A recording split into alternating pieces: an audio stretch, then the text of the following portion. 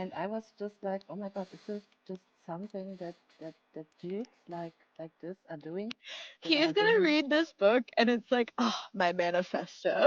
Yeah, he's not reading books, so We need um, that's like it's I'm fist crazy. bumping in the air though, because I'm like, I knew it. Like he all of the like little things that James Halliday did. I was thinking about like the Easter egg hunt and when Oh, one existent asked him to make like the unfindable egg. And I was like, he's just James Halliday. It's crazy. we don't talk about the password. Yeah, please. But no, it does, absolutely has such James Halliday vibes. Like it was super alarming reading it because I really thought like, sheesh, is this just the kind of people that are existing and an archetype of human? And I was not sure. It was strange. So I That's think so it's the good. archetype of Asperger's, I believe is the archetype of neurodivergence. Yeah, maybe. There also I loved the like no, but speaking of ND, like I love the representation in this book. I thought Hmm. they talked about a lot of things that I think we all think about. Like I don't know, it the I if we want to like, well, I don't want to like take this conversation straight to like the deep stuff because I feel like there's a lot of fun to be had. So I don't know. Toxic. Also, you. This was a you pick. You/Mew pick, right? Yeah. So I want to hear like why. Um, okay, from my side, like this is the most obvious book that we should read, like in the metaverse. And I think Kim also mentioned someday that everyone that's working for the foundation is recommended to read this book. And also, I think it's Required, I believe, was the word she yeah, used. I think she said required. Um, and I read this Check. book. Check on my list.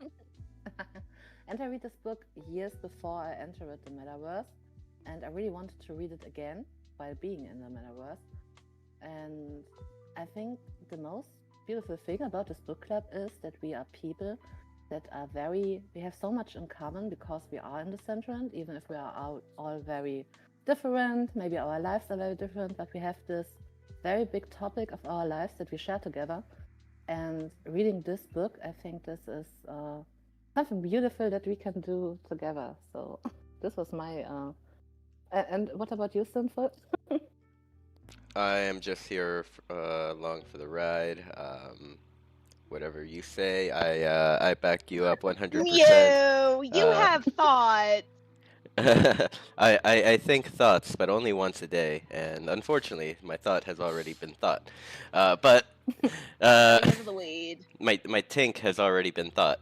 Um, but I mean, Toxic said, obvious book. Toxic tried to pick it back in like week 2 or month 2 of book club, and I was all like, we should do Snow Crash instead, and kind of like uh, was rude to to Toxic. But so we came back around. I noticed the error of my ways, and we came back around to Ready Player One. And Just I for the like this record, book just for better. just Now for you the say record, that. I was never feeling that Sinful was rude towards me. Just for the record. That's what you're saying. I Maybe think there it's was like some fighting behind the scenes. We don't know. I only have one thought a day, so yeah, spent. No, did anyone else like this? I like this so much better than Snow Crash. Yes. Like for me, this book is like 10 out of 10. I had a It's- great time. It's definitely more family friendly. You could tell in probably like when was Ready Player One written? Like I want to say either like early It's 2000s or like 90s. I'm this is probably wrong. crazy. It was like 2011, I think. 2011. Okay, so you could kind of tell the difference in like the times. Like Snow Crash was like what, late 80s or something like that, and you could tell like the author would write about things that kind of like have been either like, okay, it's like not all right anymore, dude, like or but like Yes. Yeah, yeah. I don't know how to explain it properly. Maybe Jared, do you have any thoughts? Or I The see hard you. R word was one of those Oh, things that yeah. is like, holy shit. You were like, wow, people were using that in The books. sexualization of 15-year-old, Uh, you know, yeah, just yeah. there's a lot of things going The on in Snow Crash that were, problematic. Okay, this Prob- is the thing though that I think is interesting because like this was written in 2011 and he's talking about the 80s and 90s as like this golden era of like childhood wonder and whatever, and like Snow Crash was written during that time, and he just like, it's so, I don't know how Neil Stevenson was feeling at the time, but I got the vibe that he just like hated the time period that he was living in. So I just think it's funny that like these two books, if you compare them, Donna did, wrecked did for me. did we lose that, Dana? I think we lost her. No. Or Oh, that's something. the wait, first really? time it Oh, there wasn't you are. me. There Now you you're are. back. Welcome back. Oh, okay. You had Like, faded into the darkness. oh, sheesh. Did you hear my like my thought about the 80s? Like, You were kind of comparing his, like, you were thinking that he had a really dark perspective of the times that he was in. oh, yes, yes. Okay. So, I'll start over. But I just think it's interesting that like the guy Ernest Cline that wrote Ready Player One is looking at the 80s and 90s as like a time of golden childhood wonder in reference to like media and video games and like all these other and like tech and stuff.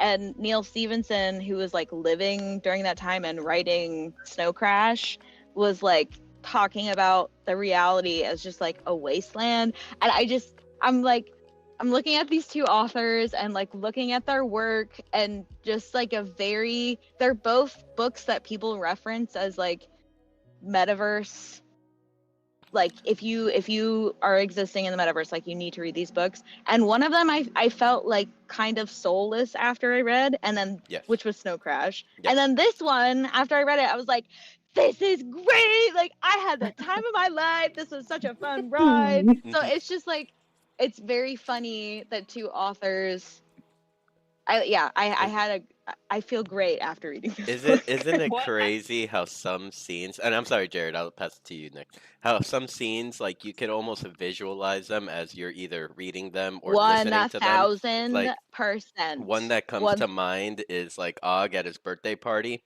when the Sixers broke in. And he's like, "You dare interrupt my party!" And then fucking zaps everyone. and then like everyone's like watching, and like he's like, "Well, what are you doing? Go back to partying." Yes, that, so many of those like little scenes. Also, well, actually, Jared, you go first because I have a follow up. Well, I was just going to comment on like yours. I feel like your observation about Neil Stevenson versus the other guys is that's just kind of like the nature of nostalgia. Like it's easy to forget all of the bigotry and other issues of the '80s through the lens of just consuming the pop music and the movies. Yeah, the good stuff. Yeah. Maybe also another thing to consider within that aspect is like the age of Cline, Ernest. The age of Ernest. Cline. The age of Ernest. Whenever the 80s were, like how old he was then, opposed to the author of Snow Crash, which was already probably at an older age writing Snow Crash from that perspective. So with like what Jared said, maybe like Ernest is just going back to a time of like nostalgia where, since he was a kid, like, a lot of us look back in our childhood and like, like, man, the early 2000s were great.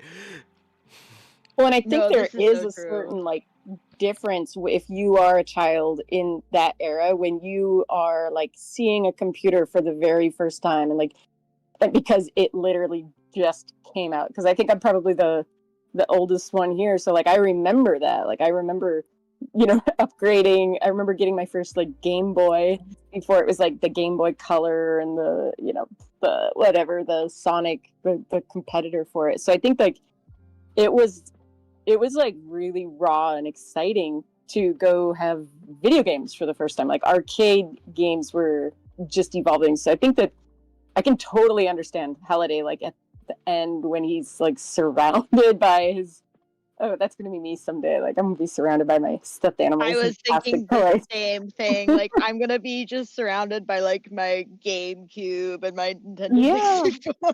Yeah, but like there's that generation. I think it was like 1984 is when Atari came out, and it was like that. It was like exponential growth as far as video games, computer games. So I think that this book really captures kind of that. I don't know, just it's like, I hate to say it, but like you had to be there. Like it was exciting and just had to crazy. be there. I mean, yeah, like I It remember gets so playing... romanticized though. Like that era, like I wish from like a video game perspective, like you like read memoirs about people that were like there in the beginning, and you're like, God, like it would have been so cool to be around when like Atari like came out, when ColecoVision like first came out, like all of these like ancient things. It's like so romanticized. so Totally. Only if your mom lets you get it, because like my mom's like, no, you don't need the Nintendo 64. That'll rot your brain. Well, then you go to your neighbor's house and you're like, I live here now. yeah, I feel like at least like my generation had a little bit of that, not as cool as you guys, like with like, you know, video games actually coming into play, but I would say I had like that revolutionary moment of when like online PvP or online gaming came into play, and like everyone wanted to play online. Like, I mean, I don't know, like me as a child, getting my first Xbox and like being able to log into Xbox Live and play Call of Duty with my friends, like that was like, I don't know, still look back at those moments and like how I felt, and yeah, nostalgia pure. Those days were perfect. No one can tell me otherwise. I feel like your parents knew so little too. Like I remember being in chat rooms and like I was okay because I was like a cautious child, but my parents like You were raised talk right. about it. But like I talk about it now with my parents, and I'm just like, you guys did not understand the internet, and you just were like, yeah, we trust you, like go ahead, like go on these like, I don't know, that's kind of also what I was It's the worst thinking that could about. happen. I know, like it was totally from a place of like just assuming like the best was gonna happen. And when we were reading this book, I was like thinking about the Oasis and like I like some of the like protections that they put up. Like the Ludus is like its own, I don't know, I think like the structure, I was thinking about the structure of the Oasis and the way that they do like child protections, where it was just very interesting to me. Yeah, I agree. Like they did have kind of like their safety mechanisms, but at the same time, they also had like worlds, I guess we can call them, or areas where everything goes, I guess. Also, like the vision of like the base layer of the internet as like there are just PvP zones as soon as you leave a safety place was crazy to me. I was just thinking about like I don't know, like that just turns everything into like the Wild West, and if I existed in that type of like 3D experience where like my base layer of the internet was that sort of experience, I would just stay in the safe spaces. I would just be like low level noob, like hanging out. These people were so crazy. So maybe we need like PvP and Decentraland where like you have some ability, like you can do that with the smart contracts, I guess, but it does add like a different element to like acquire loot, or you could have like a loot crate and you could put stuff in there that you're going to use and people could kill you and get your loot crate, because that part of Ready Player One, I love it, like where you can go out and like lose everything but gain everything. Like I think that makes it super. Well, I'm exciting. curious if people would like, what kind of player would you be in the Oasis? Would you actually go to the PvP zones? Are you crazy? Canessa would absolutely be like a battle queen, 100%. Not even a Yeah. doubt. Yeah, I probably would. Would like- you, Jared? No. I'm willing. I'm willing to pay money that Kness already has her battle cry all set up and everything. Like, Yeah, I was just laughing because like I kind of spend a lot of time in PvP anyway, like where you're just gonna get killed and lose all your loot. So I mean, like there's a legit attraction to that. Like it's more fun. Like it's more challenging and like more, I don't know, risk versus reward. I would be maxing out my cooking skill. Like I am just gonna set up a tavern and you guys can come and you can get all the potions you want, but like I'm just here to do that. That's awesome. Yeah. okay, we have support based community members. This is good. We're ready for the metaverse. You would have to think though, because like I played a good bit a while back in the day. Like there would be like for all the what are the clans, what are the guilds, whatever their name for grouping was. Like you'd have to imagine some number of your group are gonna end up getting killed. You're gonna you're gonna what's it called when you take like your friend who just started the game and you like power level your friends like out of the abyss. It's like I think that'd be a thing that happened. Lots of power leveling. The grinding of the Jared, what's going on with your Wi-Fi? He's got none. Come on, man. It's 2025. That shit figured out. I miss hearing like the full Jared thoughts. I like having half the thought and then we complete it. Misrepresented.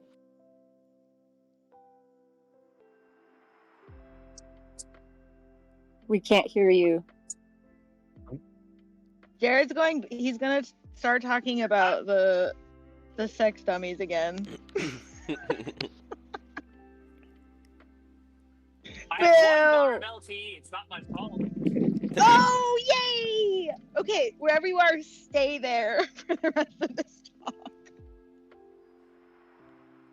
Right here. This is the spot. This would be a terrible Yes, location. yes, this couple playing tennis would be very upset. Too bad. This is more important.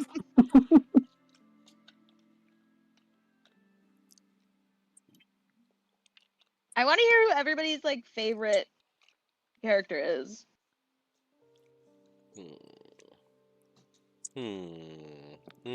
Favorite character. I think the characters are all pretty mid. Yeah. How dare you say that?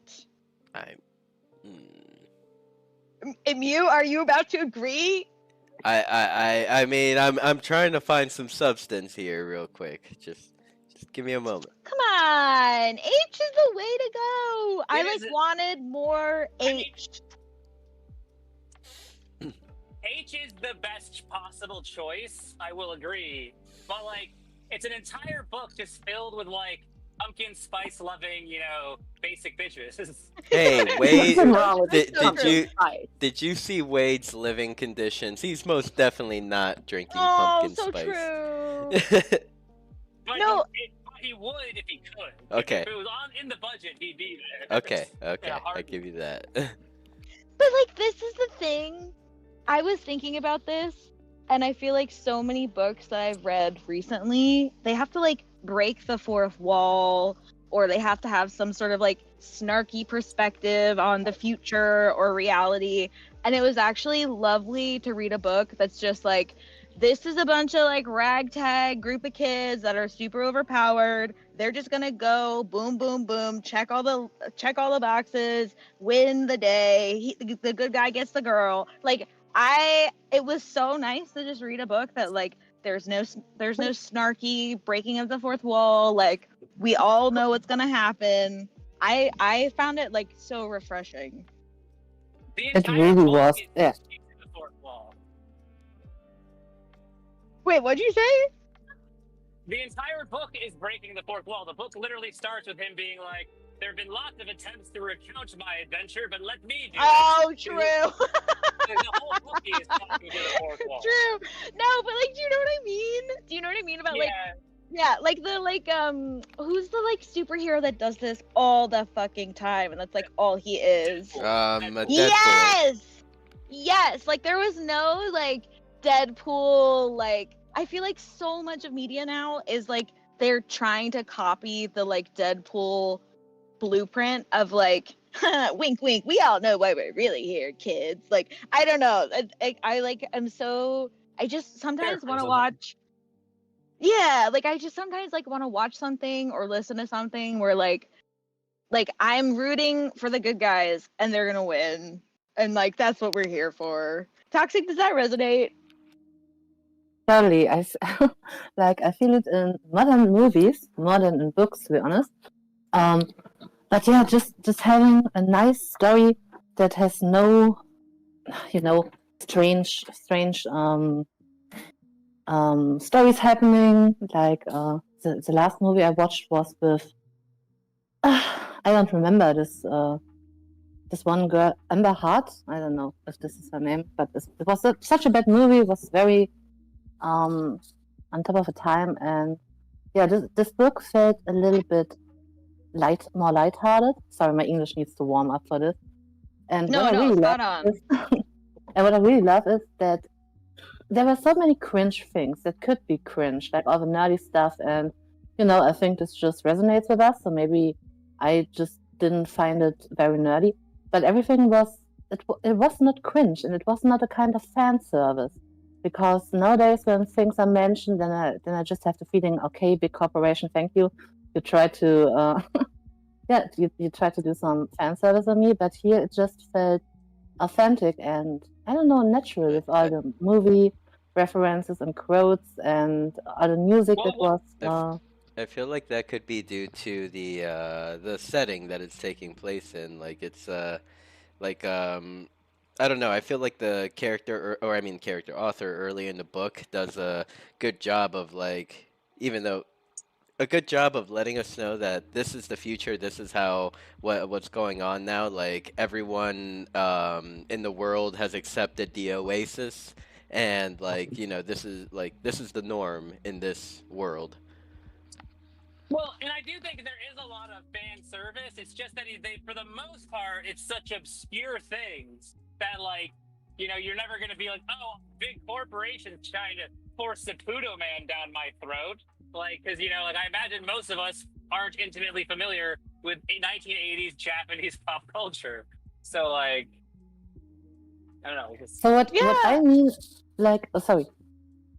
No, Toxic, you go. I was just gonna say, I think Jared, that's spot on. The references that he picked were I was being educated, but yeah, and then also Toxic, I wanted to say on your note of it was cringe, but we weren't cringing. I kept wondering why.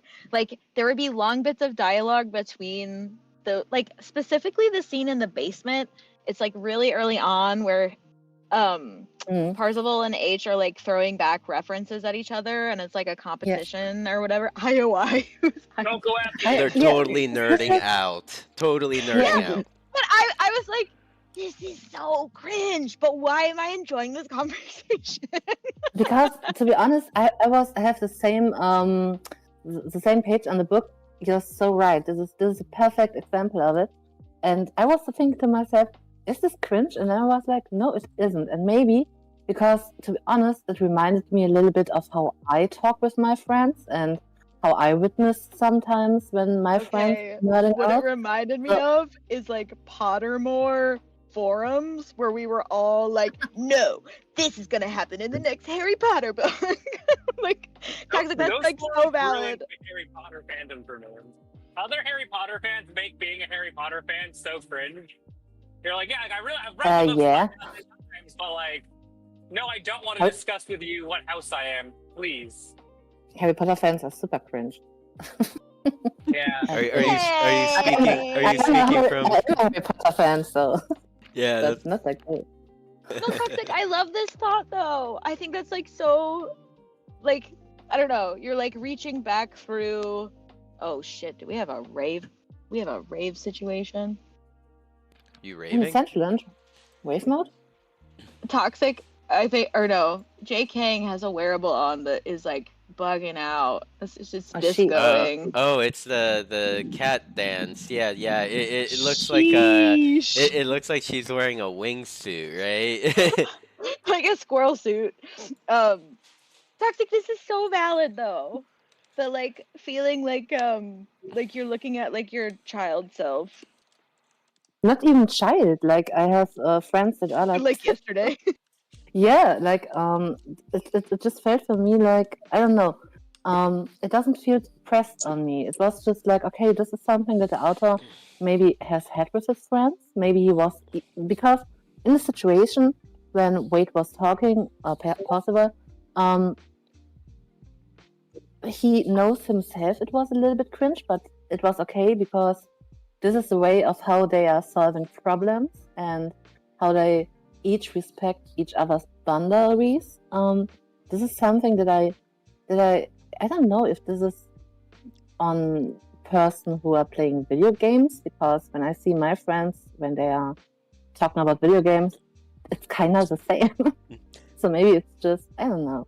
I mean, but No, it's also, valid. I mean, also like the nerdness was like valid within the world, like I mentioned before. Like, I think that this specific scene in the basement, it was like a meeting with like a whole bunch of other gunters as well, and then there's that one dude that nobody liked or whatever that like, you know, His name was IROC, right? was that Ira? And He I was, kept yeah. I kept singing Teenage Dirtbag. They because they of made that stupid line. they made IROC so much cooler in the movie than in the book.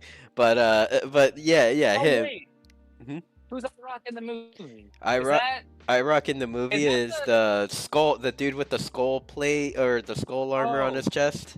Like it's like a Oh, that's skull. hilarious. Yeah. You're right. And like I hadn't really realized that's that. They should have picked just any other name. There was no reason for the Tozuru let's save that comment for later on when we do actually get into the interpretation, because I have so much to fucking say. I'm disappointed.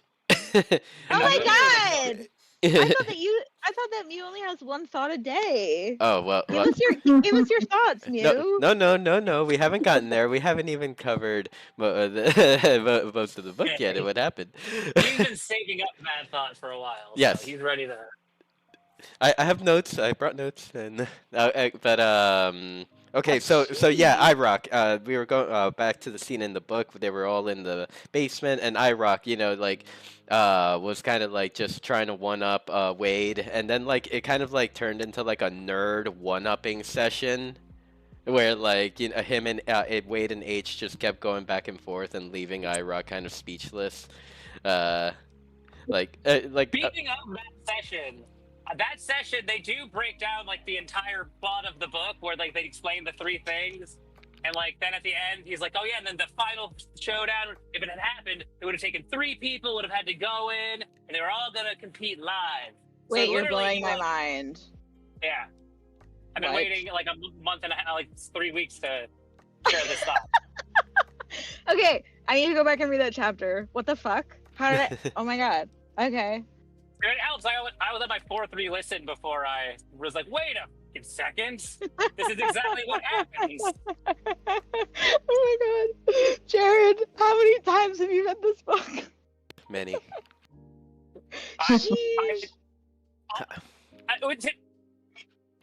For what it's worth, Jared is running for me. Same. He moved from the one place that like he had the one bar of LTE. Boo.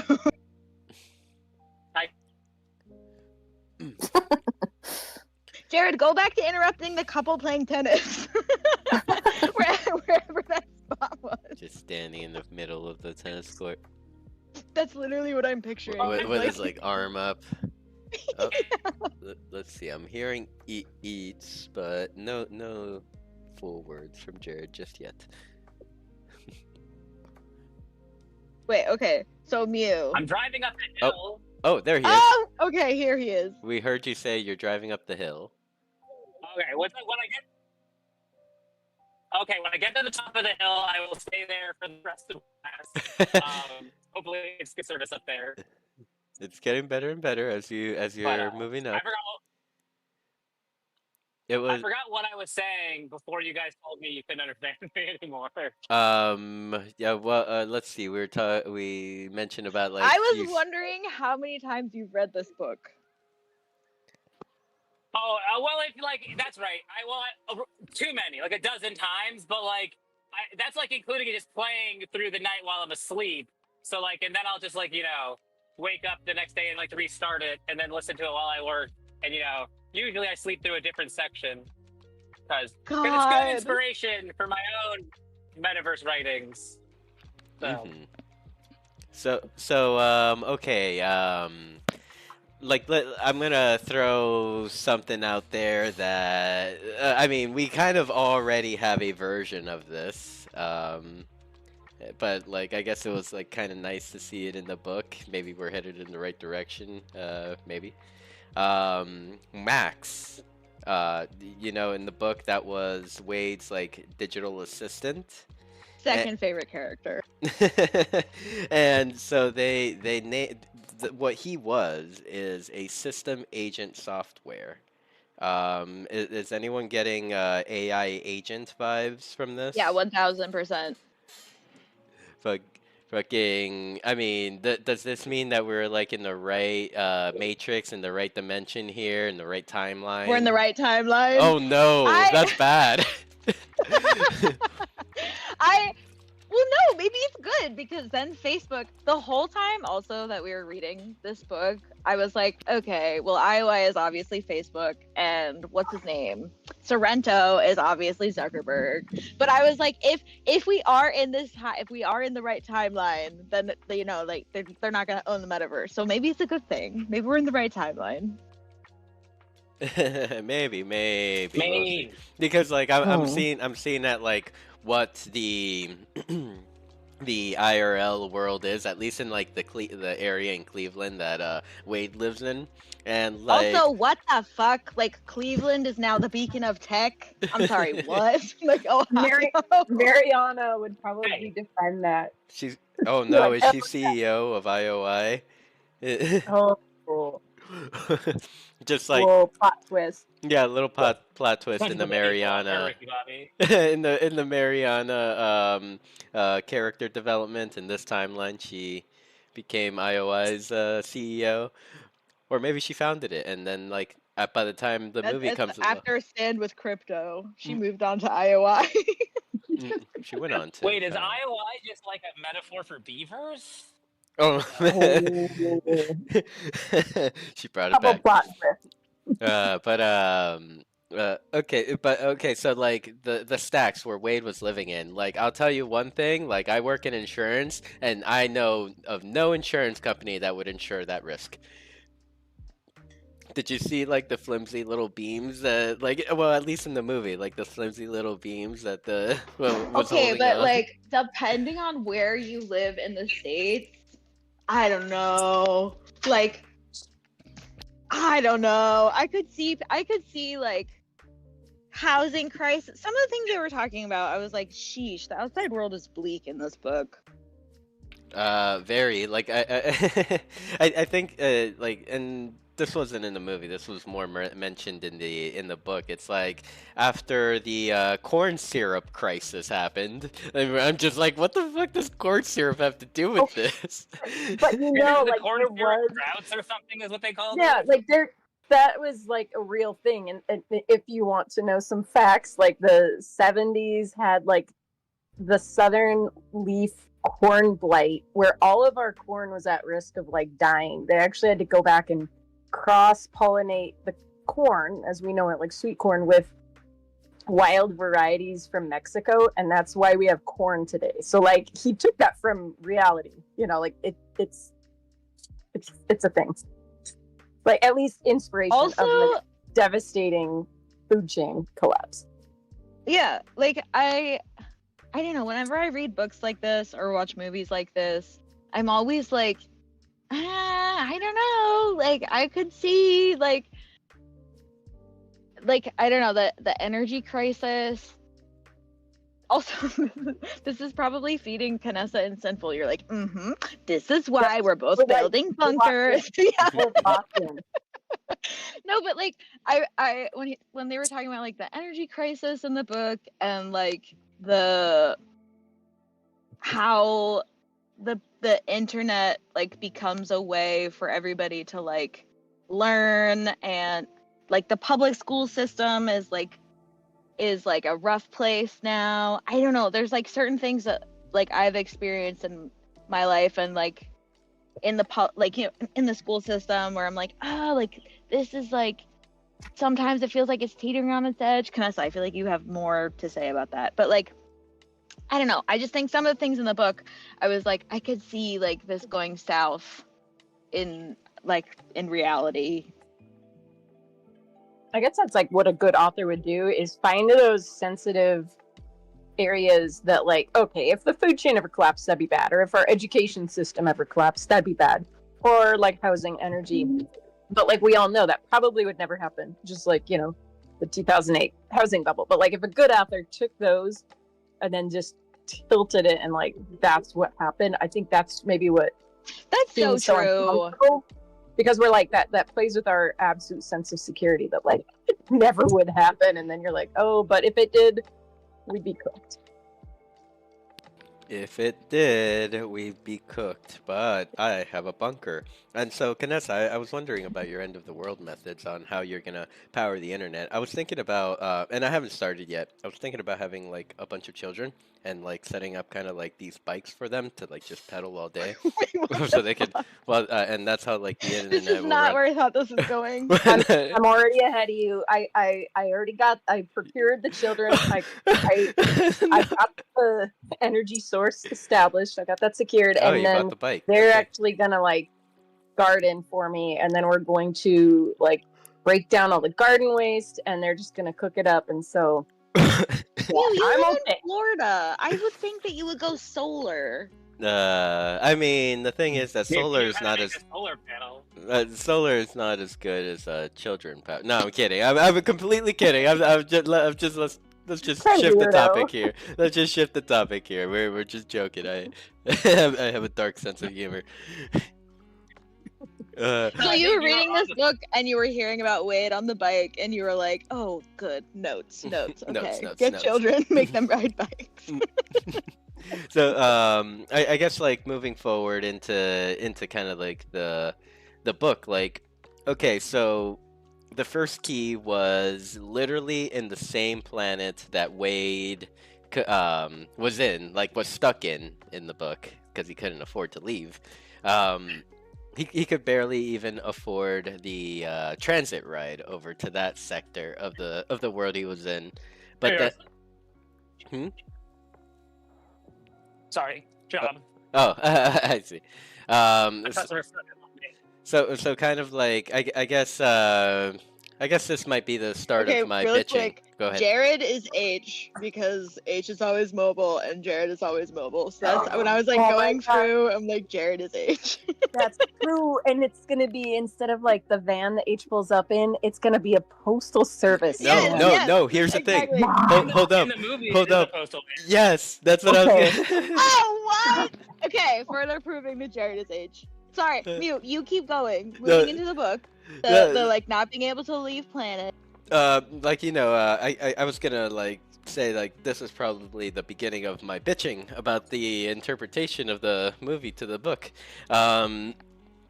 Completely off. I don't know where the heck they got it. Like the book he clearly has to like devise a way to get himself over to like the entrance of wherever like the dungeon, wherever he needed to go. While in like the movie, it's like, oh yeah, so like this is what the world is like, and like yeah, and this competition started, and so then ever since this one person found this challenge for the first key, all we have to do is go through this tunnel here, and we race. I also remember the movie starting like right from the jump. It was like we're all trying to get like the high score on some racing game, and I was like, do I remember that right? But I guess No, that they're is the trying case. to finish the race. They're just trying to finish the race. Is the thing they're trying to do. Yes, yes, because like Okay. they would die every time or whatever. Yeah, Kong. I've also watched the movie at least 3 times this month. In the movie, they're trying to do the race, but at the end of the race, there's this King Kong, giant King Kong that like crushes every car. And like, if you recall correctly, he and Artemis meet because as you know, he bails, and then she's coming, and he's like, "You're not gonna make it." So he like practically tackles her off of her motorcycle, and then she basically just calls him a little bitch. And he's like, "Well, now I see why you didn't try. You don't want it bad enough, you little bitch."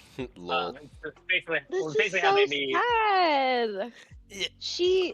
Okay, so they just like totally. The vision is like completely different. Yeah, completely. So then like what's his name? Wade goes into the dungeon, whatever, the area, and like he I guess he got into this room that had like a bunch of gold, and then he had to like do a challenge. I can't remember exactly. Like just continue This He is had to where to he's like. play. supposed to. Yeah, the joust He had to game. play Joust against first. Okay, so for everyone who hasn't read the book 5 times and doesn't remember it like the back of their hand, so in the book, the first gate is hidden in a Dungeons and Dragons. Or sorry, the first key. My apologies. It's hidden How because dare. also another thing they do in the movies is they combine the keys and the gates, so there's only ever like 3 things. So that's a problem. I could see you hating. But anyway, in the book, the key is hidden in a Dungeons and Dragons themed recreation of Jeff. that's something of terror. Okay, I thought it was the Tomb of Annihilation. When I was reading it, I was like, oh, like they didn't get the right. You're right. It is Tomb of Annihilation. Okay, No, okay, that makes me so happy because I was like, I play D&D, and like as I was going through this book, I was like, oh, this is like I was made for this challenge. Like I play video games, I play D&D, and then like every time he would come up against something, I'd be like, fuck, I would never. Like, I don't know. My version of this would be like, and then I knew exactly what to do. And then it would be just like be losing, and then eventually I'd give up and just start a tavern and cook. And cook. Well, Go ahead. Well, I'm probably gonna lose service as I go down this hill, so let me pull over on the side of the road again. But so yeah, I originally I was frustrated with my own movie thing was the way they did the like the Stanley Kubrick The Shining reference, but then it's really like the jumping on to the dance. But I actually do think that is more or less how they work in the book. Because like you start with this big like at the third one or the second key, I can't remember which key, is hidden in like a Blade Runner installation building, and you have to like do a little bit of Blade Runner. But then once you get into the Blade Runner building, you're now playing a recreation of this 80s video game. So it is like I do actually think they did a pretty good job recreating like the second and third challenges, even though like they didn't do them verbatim. They did like the spirit of. Okay, I Some- wonder if it's connected to like IP rights. Oh, Like 100%. they couldn't get the rights to like the Dungeons and Dragons IP, so they're like, okay, but we'll get the rights, or we already own the rights to Kong, so we'll somehow make this other challenge. Okay, Well, so it's important to remember it's directed by Steven Spielberg, and Steven Spielberg like idolized Stanley Kubrick. Like he made the movie AI because it was like Stanley Kubrick's like white whale that he could never get finished in his lifetime. So like I assume that's why when he was like, what movies do I want to include? He's like, listen, Terry Gilliam's still alive. I got to do a dead guy. I got to honor a great as opposed to a guy who's still alive and not signed by Warner Brothers. okay, so I don't know. Okay, I've watched the movie Ready Player One like throughout the years since it's come out. Like, almost feel like every time I watch it, like today I watched it again, and I feel like there are scenes that are taken out. Like I'm wondering if like as like time is going, like these different companies are just coming after them and being like, "Yo, That's take our shit so out." funny. Because Oh they're my god. okay. What Are scenes you do you feeling? think are missing? Okay, well, it's not really a scene. It's just like moments within a scene where they're like showing like this broad spectrum of like users, and then like some of them, like for example, the specific one that I'm thinking of this time when I watched it is Halo. First, like I remember in like the final battle, there was like a warthog like zooming around like with a gunner in the back, and also like I believe in the beginning, like before, I don't know if I saw it this time, there was like a Master Chief walking around, um, but I didn't see him this time. Have you gone to Reddit? Like, there's gotta be a Reddit thread of people like you. This is gonna be one of those things where it's like, we all remember when we first, or like, I don't know, what is it called when like we all have this memory? Mandela But effect. yes, God, Jared, how do you know everything? Like that is it's like gonna exist for Ready Player One. We're all like, wait a second, there was a scene with a warthog, Master Chief. Like, where the fuck did that go? Let's just ask Chat GPT. Yes, several scenes and elements have been changed or left out. Oh fuck! Wow. But Yeah. that's more just like conversion from book to movie. Okay, never mind. Wait. Can we talk about the money thing though? Because I don't know. Something about the like gating. I was wondering if it's like gas, but he didn't say gas fees, but like how they have to like leave the planet, like they have to pay for fuel. I was wondering if it was like actually like gas fees. I believe there was like gas. There was also like for your vehicle, but there was that you needed to pay for, and then there was also like teleportation fees. Go ahead, Jared. Well, in the book, he does cover how like that's how Gregarious Simulations makes their money, is selling the fuel and the transportation expenses. So I don't think they don't have blockchain, so it's not, I don't think, like a direct one-to-one for like paying for the gas, but it is like that's the microtransaction that GSS charges. I kept looking for like, is he talking about blockchain? Like even the like voting, when they're like voting for the Oasis Council or whatever, I was like, is this a DAO? Like I was like wondering like what kind of government structure the council was, and like I don't know. Was anyone else doing this also? Well, Yeah. to be fair, he was specifically talking about voting for representatives on the community like representation I think it board was or for something. Gunters. For Gunters, right? Yeah.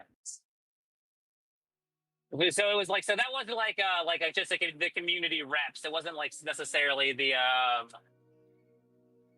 I totally thought and this is why it's great to have somebody in the group that has read the book 5 times.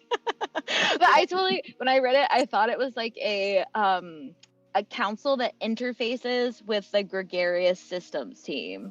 So it was like kind of like our setup where it's like Foundation and then the DAO, and so like the council would like advise. That's how I was picturing it. I got it more like in the impression of it was like voting for like the head of the CBD, who then in turn like does have some amount of interfacing with the foundation, but like isn't necessarily like a strictly like, it's not like a formalized IOI or Oasis position, I guess. Vote for me. That's kind of how I interpret. My competition, Canessa, is oh, man, I can't say anything mean about Canessa. It's not it. You should vote for me. She is lovely, but not lovely enough.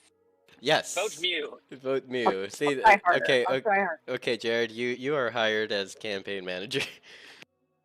Oh, great! I would love to reprise my role as person Vanessa Blocks immediately. Thank you. Sorry, we digressed. And welcome, Sebka. Yeah, we're speaking about the book Ready Player One. We're doing our somewhat monthly book club meeting. We usually like pick a book and then we read it throughout the month and then reconvene at the end of that month and talk about our book and share our thoughts and joke around a bit. Yeah, just enjoy each other's company. Anyone's welcome to join and be here and listen in. So if you'd like to jump into the Discord, you're more than welcome. I lost the Mew. Oh wait. I can hear him. Oh thank Yeah. God. Okay, that was close. Someone let Dana know maybe she needs to like leave and come back. No, now I have you. I lost the sweet dulcet tones of the Mew for like 5 seconds, and then you came back. But I wanted to make sure that everything came through, so I was just, letting you know. Yep. You scared me for a little bit, but then our friends here said it reinforced me and said it was more of a you problem and less of a me problem. Sorry. Sounds like a skill issue. Oh God. Okay, so let's see. Where were we just now? Like we covered like the first key in the book. Wait. And I will. Hmm? I want to know if people like saw that coming. That like don't like the pivot from. I was expecting this is gonna be like because he had a bag of holding, he got armor, he got a sword, and then when he like faced off against the Lich, I was expecting some sort of like battle, and then it was like we're both gonna just play this game. I was so confused, and honestly, I was a little bit disappointed. I feel like that is part of James Halliday's madness. Go ahead, Jared. Yeah, I mean, like I don't think he could beat a Lich. So I think it was important that James Halliday created an obstacle that any schoolboy could complete. So, like, if he, based on the rules of the world and the fact that, like, you have to, actually grind to becoming a 99th level, wizard to have a shot at defeating the Lich. Mm-hmm, and, like, then also, like, they made it so clear that the point was that Halliday wanted people to be obsessed with the things he was obsessed with. So, like, knowing the ins and outs of the map well enough to be able to make it through as a 1 level, like, fulfills the goal of being obsessed with Dungeons and Dragons. And, like, being able to beat the Lich in armed combat just proves that you're, you've grinded enough to have the power. Whereas, like, beating him at, I want to say joist, but it's definitely not called joist. Joust. Yeah, joust. Yeah. Yeah, like, that's, like, that's an obsession. Like, you have to be an uber obsessed nerd to be able to do that. Mm-hmm. As demonstrated by Artemis, who is clearly a capable and competent character, being unable to, do it herself. Yep. So then I'm glad you brought up Artemis, because I was gonna say I prefer the way that that Artemis and Wade met in the book than they did in the movie. Like in the movie you talked about it a little bit, Jared, that he like kind of saw her on the track, and then at the very end near the King Kong like portion of the track, like he tackled her off her bike, and all of a sudden like, yay, we're best friends now. Like we're hanging out. I think that they're adorable. Mm-hmm. And if anyone says otherwise, I will cut you. I no. What I'm trying to say is that in the book there was like you got a little bit more of a sense of like what the characters' personalities were like, and like kind of like even to the point where like Wade was like, Artemis was like, oh, by the way, like I know this cool workaround that like this dungeon restarts at midnight, and so then I come here before midnight just so I can get a head start on everything. Maybe we could do it together. And Wade is like, I'm going to like go outside. And then she looks at the scoreboard and she's like, you bitch. Or well, not like that, but that was exactly like that. That was also so satisfying, because I was like, if this is only I was like, homeboy is down bad, but if this is only like puppy love, that's gonna be so annoying to follow. But I love that like they also are just friends, and they're also like they shit talk each other. I had a lot of fun with their relationship. Mm-hmm. Yes. Don't read the second book. Yeah, I know. The second book the second book? Why the second book? Oh, yeah. That's good advice. Okay. Spoiler. Leave it. And it's like, guess. It's a hollow cash grab. Do not read it. There's no way it gets better after what I've read. I can't possibly redeem itself. After what Jared said, it's like, well, our next book is gonna be Ready Player 2. Nah. But okay. No. We'll have to read a few books before we get back to that. Wait, Toxic, do you agree though? Like, what's your opinion on them? You mean on what exactly? On Like, their relationship. did you also have fun with like the Artemis and Wade relationship? I think in the books it's way better. I think, like Sinful said, as in the movie. Like maybe because in the books they have more time. What I found more interesting was the page in the book where Parzival was talking about the sex robot that he had ordered and how he spent 1 week with it. I think this only a week. I mean, come on. only a week. Yeah, Yeah. I think this should have been in the movies too. But I think that was after he lost the love of his life because she wouldn't email him It's back. true. Yes. No, but okay, my thing with the sex, just not to like go on this train again, but like if you have a haptic suit, girly, you don't need a robot. The haptic suit will do all of the work for you. So like that business model did not make sense to me. I was like, you're telling me Okay, he has like I don't know. I was just like, Wild that that's your problem. You're like, this is the issue I have with it. Okay. Is that- Okay, so since we're on the topic here of this, and what like I guess this is light. Like there's a part in the movie where Sorrento gets kicked in the nuts, and so then like he gets out of his haptic suit, and like his like crotch portion is like still flashing red from him getting kicked in there, and so then like he like takes it off and hands it to his assistant, and I was like sitting there thinking like, why would you need a crotch portion in your haptic? And then I'm like, oh, so, it clicked. yeah. but I don't want to get too into detail of the difference in anatomy, but I do think that like a haptic suit is probably better for just more rubbing, and versus like the sense of depth and some other one gender with certain anatomy parts might appreciate. So like I can see where as a lady you're just like, all I need is a haptic suit, but I can understand why a randy young man might want something a little deeper, something you can really connect with. Sheesh. Polite wording. Yes, this was really polite, Jared. Sheesh. What skills you Well, are. I don't know who's in the audience, and despite the fact that usually doesn't stop me from saying horrific things, today I'm just like, I'm feeling a little more.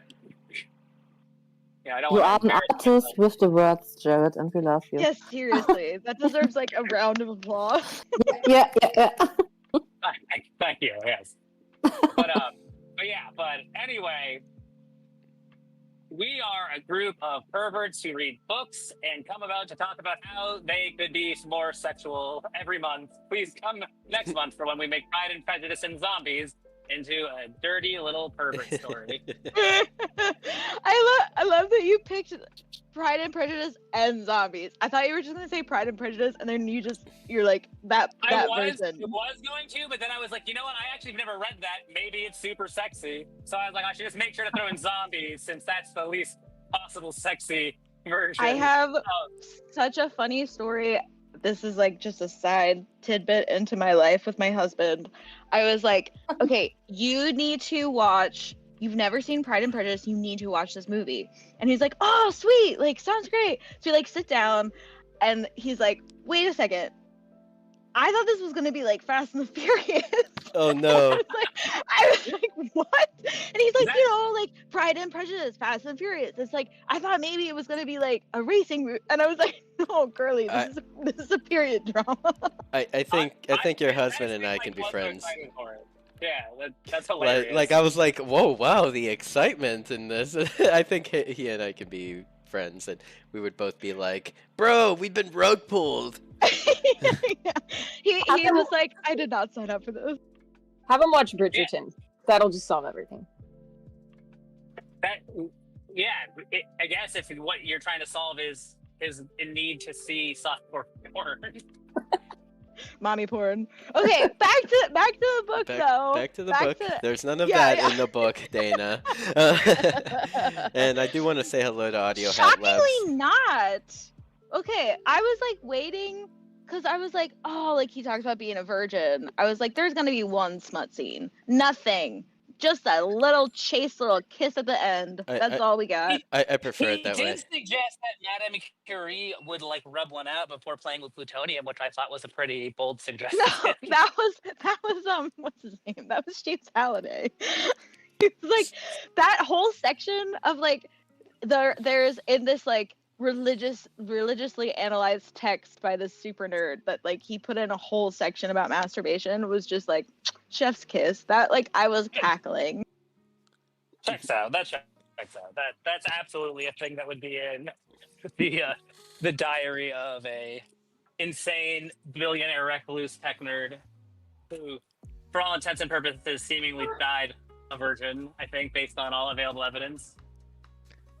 Yes, it does seem that way. So anyone curious about how, like, you know, in the book, Artemis is like, I guess like a teenage girl or whatever from like Seattle or some shit. And then like in the movie, she is like the ringleader of a rebellion in Cleveland. Like, wait, that's so sad that they did that. wait, where was she Canadian? Was she Canadian in the book or the movie? She's Canadian in the book. She's in the book. Okay. Yeah, because he has to send a plane to, like, That's why she Toronto says airport to pick her up. sorry. Yeah. Okay. So but yeah, like it's like way to like take a character and just completely change them. Is everything that like the reason why I liked this book was like they did none. Oh, what was that? They did what?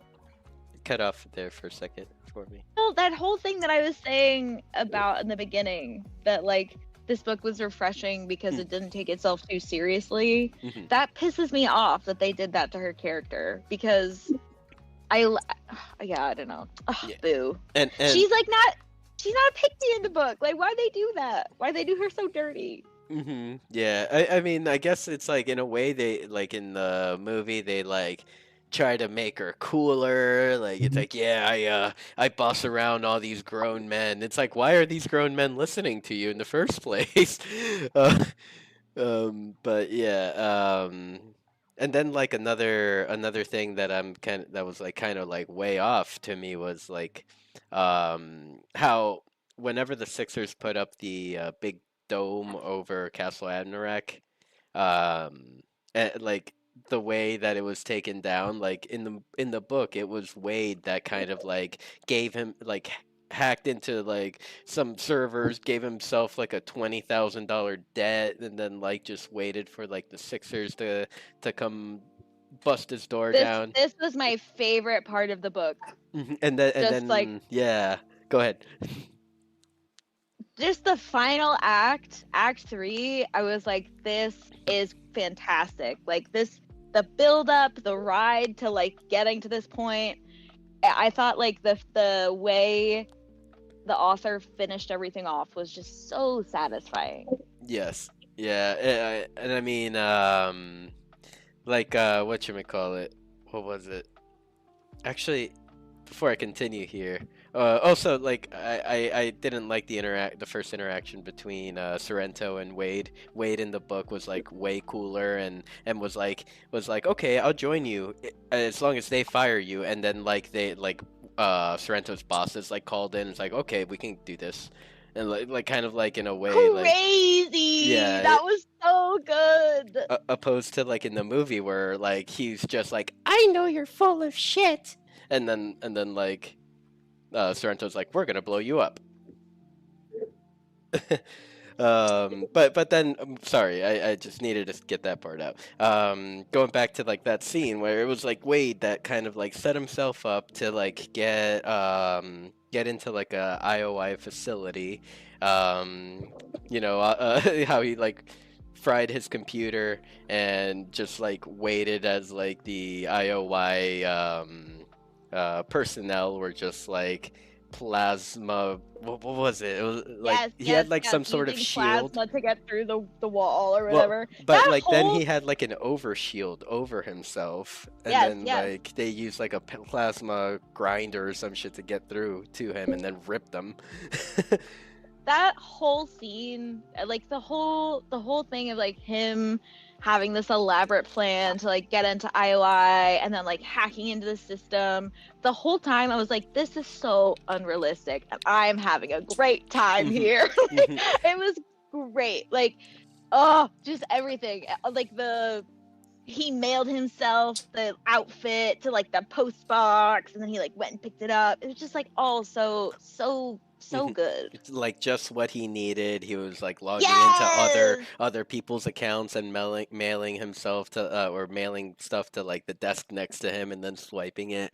It's like kids versus the world, Mhm. and like kids are gonna win. It was Yeah. so fun. Like with the camera, how like he like made it so it only projected like him like laying in his bed at night, while instead he was like hacking into the mainframe and shit, and like, you know, because he purchased all like the and like codes he from online. pretended to fall asleep so he get the like wake me up pills, which then he only used at night or whatever. Like Mhm. all that stuff. It was just Yeah. like It was very oh, elaborate, very thought out. But then like in the movie, it like didn't even make fucking sense. Like Samantha ends up in the facility, and the only reason why or I'm sorry, the reason why they raided that compound was because they tracked one of her henchmen that like was last seen with Wade back to that area. So it's like this is making me think that I would hate the movie if I watched it again. Like everything you're saying, I'm like so annoyed by. Yeah, I'm annoyed too.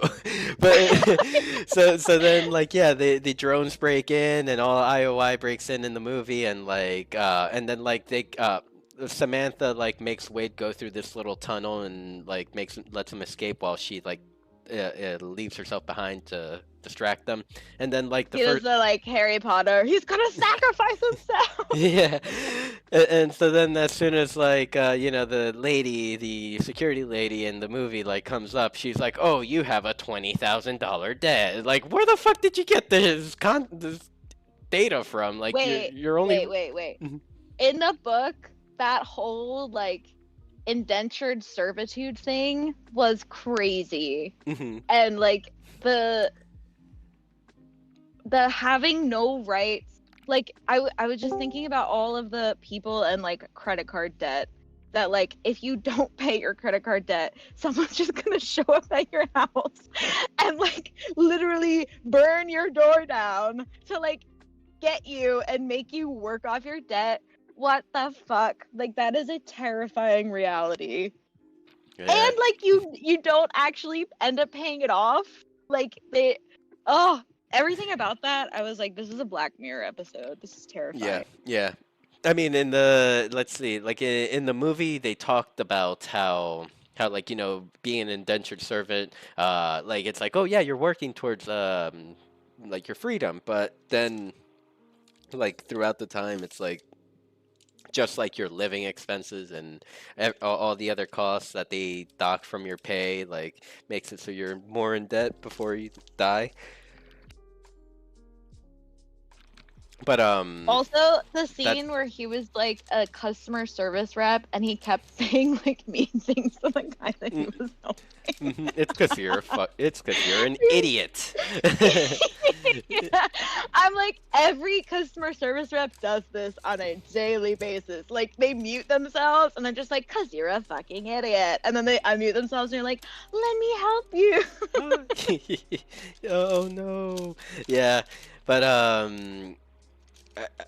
what was I gonna? I think I lost my train of thought. Too high. Where was I? The indentured Samantha. servants. Oh yeah, indentured servants.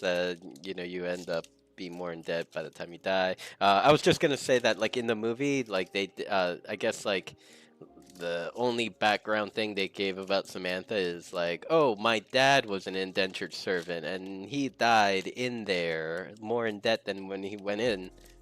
Like, and I guess that's why she became the leader of a rebel group with dudes with scary tattoos.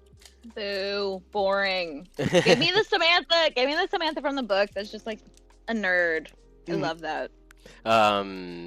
Let's see, like, yeah, even down to like the escape, like with Wade, it's like he went in, he took down the shield, and like then like logged in and like paid his debt off, and then like walked out like a boss. Yes, and like I was happy that they threw in the like that he was still wearing like he forgot about the shoes and like his shoes the were bleeding. squeaking. Or the bleeding in his ear. Yes. The lady That- was like, you're bleeding. Yes, and he couldn't think of anything to say, so he was just like, thanks. And then just like yeah, that was great.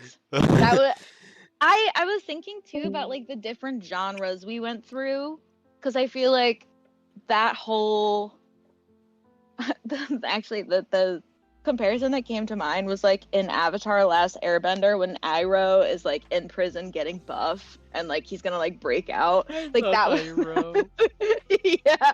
I like wrote in my notes, I'm like, this Iroh get buff prison sequence is great. But like we went through like so many genres in this book of like heist, adventure, sci-fi, and I think the author did a really good job of like taking you through, like he made this is gonna like, I'm not gonna flesh this thought out well, but like all of the references, like the 80s references that he was talking about, I feel like he did a good job of like taking Wade through those references, like through the plot. Like he wasn't just like throwing out like the one that he kept talking about where it was like the plot is the kid that like saves the world from like the bomb or whatever, from like the evil corporation. Like we watched Wade kind of do that, which I thought was just like it was so satisfying. And then to the movie where Samantha gets captured, then she wakes up in like a little tiny like cube thing where she's like just like logged into the Oasis and can't take her helmet off. Like that is petrifying to like So Sword Art Online. Yeah, it was like literally like I think it was like a 2x2 little cube or so. Man, it sounds like we need a redo. Like someone needs to buy the rights and do a redo, and it needs to be a show versus a movie, because I feel like there's too much to do a movie well. Whenever I get Ernest Cline on Beyond the NFT, I'll ask if he wants to partner up with us to direct a movie, a Ready Player One movie, where he will direct and executive produce. I volunteered to be Max. Yes, Max. I'll be the AI assistant. Toxic, I want to know your thoughts. Yeah, you always Toxic. have like good. I feel like you always point out things that I didn't think of. Toxic, are you thinking thoughts? I'm thinking thoughts all of the time. I think it's very interesting to listen to you today. Yeah, I already hear that you're all not very, I would say, satisfied with the movie adaptation, if I understood this right, because I did Artemis study. But to be honest, I really loved how. But maybe now I think different about it. That when I came to the meeting, I was like, oh, I love how the movie respected the book, because some of the passages and the sentences even in the book are also in the movie, but not in a cringe, but in a nice way, and I really liked this. I don't want to be negative Nancy. That like there are like some aspects where it's like straight like tribute from like the book to the movie, but it's like I feel like the overall like meat of like I guess the story of how they got to got the final egg and became the sole heirs of the metaverse or the Oasis. like it's like I don't know, they changed it up a lot. Even right now I'm thinking about like in the book there's like a scene right before the final battle where like Wade goes live as like he's escaping IOI and says, I promise to share my winnings if I win with my clan or whatever, my friends, cross my heart and hope to die. And then like in the movie there was like none of that. Um, I think in the movie, because um, I respect that the movie can't be like the book.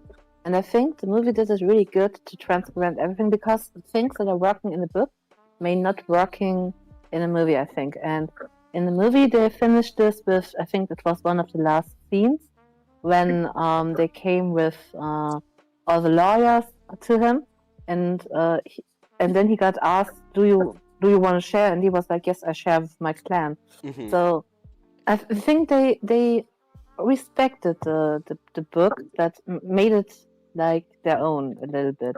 But I Yeah, thought it was done really well. But I, maybe I'm wrong. okay, more complaining from me. How about Ogg's Ogg's presence within the book? Like in the movie, he was like nowhere until the very end, or he was Yeah. actually like playing as the butler in the movie, just that no one knew. Wait, But he's such a great. I love Og. Also, like somebody that. What a but goofy. in the book, he was better. Yeah. Hmm. No, I'm saying in the book. Yeah. Like he's at 70. What is he? 70? Is that what he is in 80s. the? It was his Like 80s what? birthday And party. he's DJing. But like I didn't realize his age until he described him at the end of the book when he was like when he meets him in person and he's like a gray-haired like whatever 80-year-old like greeted me, or I don't remember how he described, but I was He's just like, fat, I oh think. my god, like he is the coolest 80-year-old ever. Like he's throwing birthday parties in the virtual world, and like I love that vision of like I hope to be that 80-year-old that's like throwing birthday parties in virtual worlds when I'm like that old. Like I want to stay in touch. I Yeah. feel like we haven't seen a generation yet that like has reached the age where like do you know what I mean? Because like we're still like video games haven't existed for long enough to have like old people in these spaces. What about No, old no, guy? Because like when the whole thing about the party, it reminded me so much of our event culture, I would say, in the Decentraland, with the invitation and I how they totally describe agree. the club. And then I was just like, oh my god, yes, when is old guy starting to DJ? Because this is totally the way I'm seeing for us. And this felt for me, as someone who's spending so much time in the Decentraland, this felt so, yeah, it Mhm. really reconnects with me. Yeah, so like there's like a big difference between the Og in the movie and the Og in the Yeah. book. The Og in the book was like almost like actively overwatching them, like without their knowledge, was always watching he's the over them. secret grandfather. And then like shows up at the moment when he was most needed, when the kids were like kind of like at rock bottom, like they didn't know what to do. He was like, I'll help, and like brings them over to the mansion where Here's my private jet. where it brings them over to his house where like there's all the haptic rigs and everything for them to like be able to do the final battle. And then like in the movie it was like he just shows up at the end with lawyers and He like was there as a butler and everything. yeah. I think it kind of worked, but yeah, maybe they rubbed Og a little bit. Yeah, and like Maybe you're right. even with like the extra life token, like the butler, which was Og, was the one in the movie was the one that gave the extra life to Wade. But in the book, it was like Wade had to play the ultimate game of Tetris and beat like Pac-Man. no Pac-Man. Yeah, Pac-Man. Pac-Man. You're right. And beat a certain high score or something like that, and then like or just beat Usually the Pac-Man. perfect game. Yeah, It was, perfect game. Perfect. So he couldn't have scored more points. Yeah, so like I almost feel That like is so lacking for me. even getting the second life, like in the book, was a more satisfying way than in the movie. Like in the movie, he did something cool. He told Og something he didn't know, which was cool. Yeah, but like I don't know, perfect game of Pac-Man. Boo. That's like he's supposed to be overpowered. Like he's supposed to be overpowered gamer boy. So like he Not a needs butler. to show us.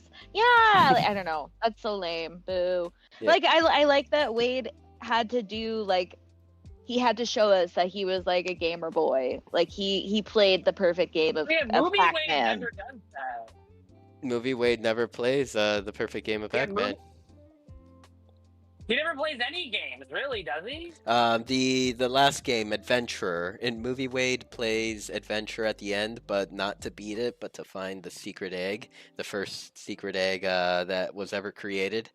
And that's like kind of like what won him the egg.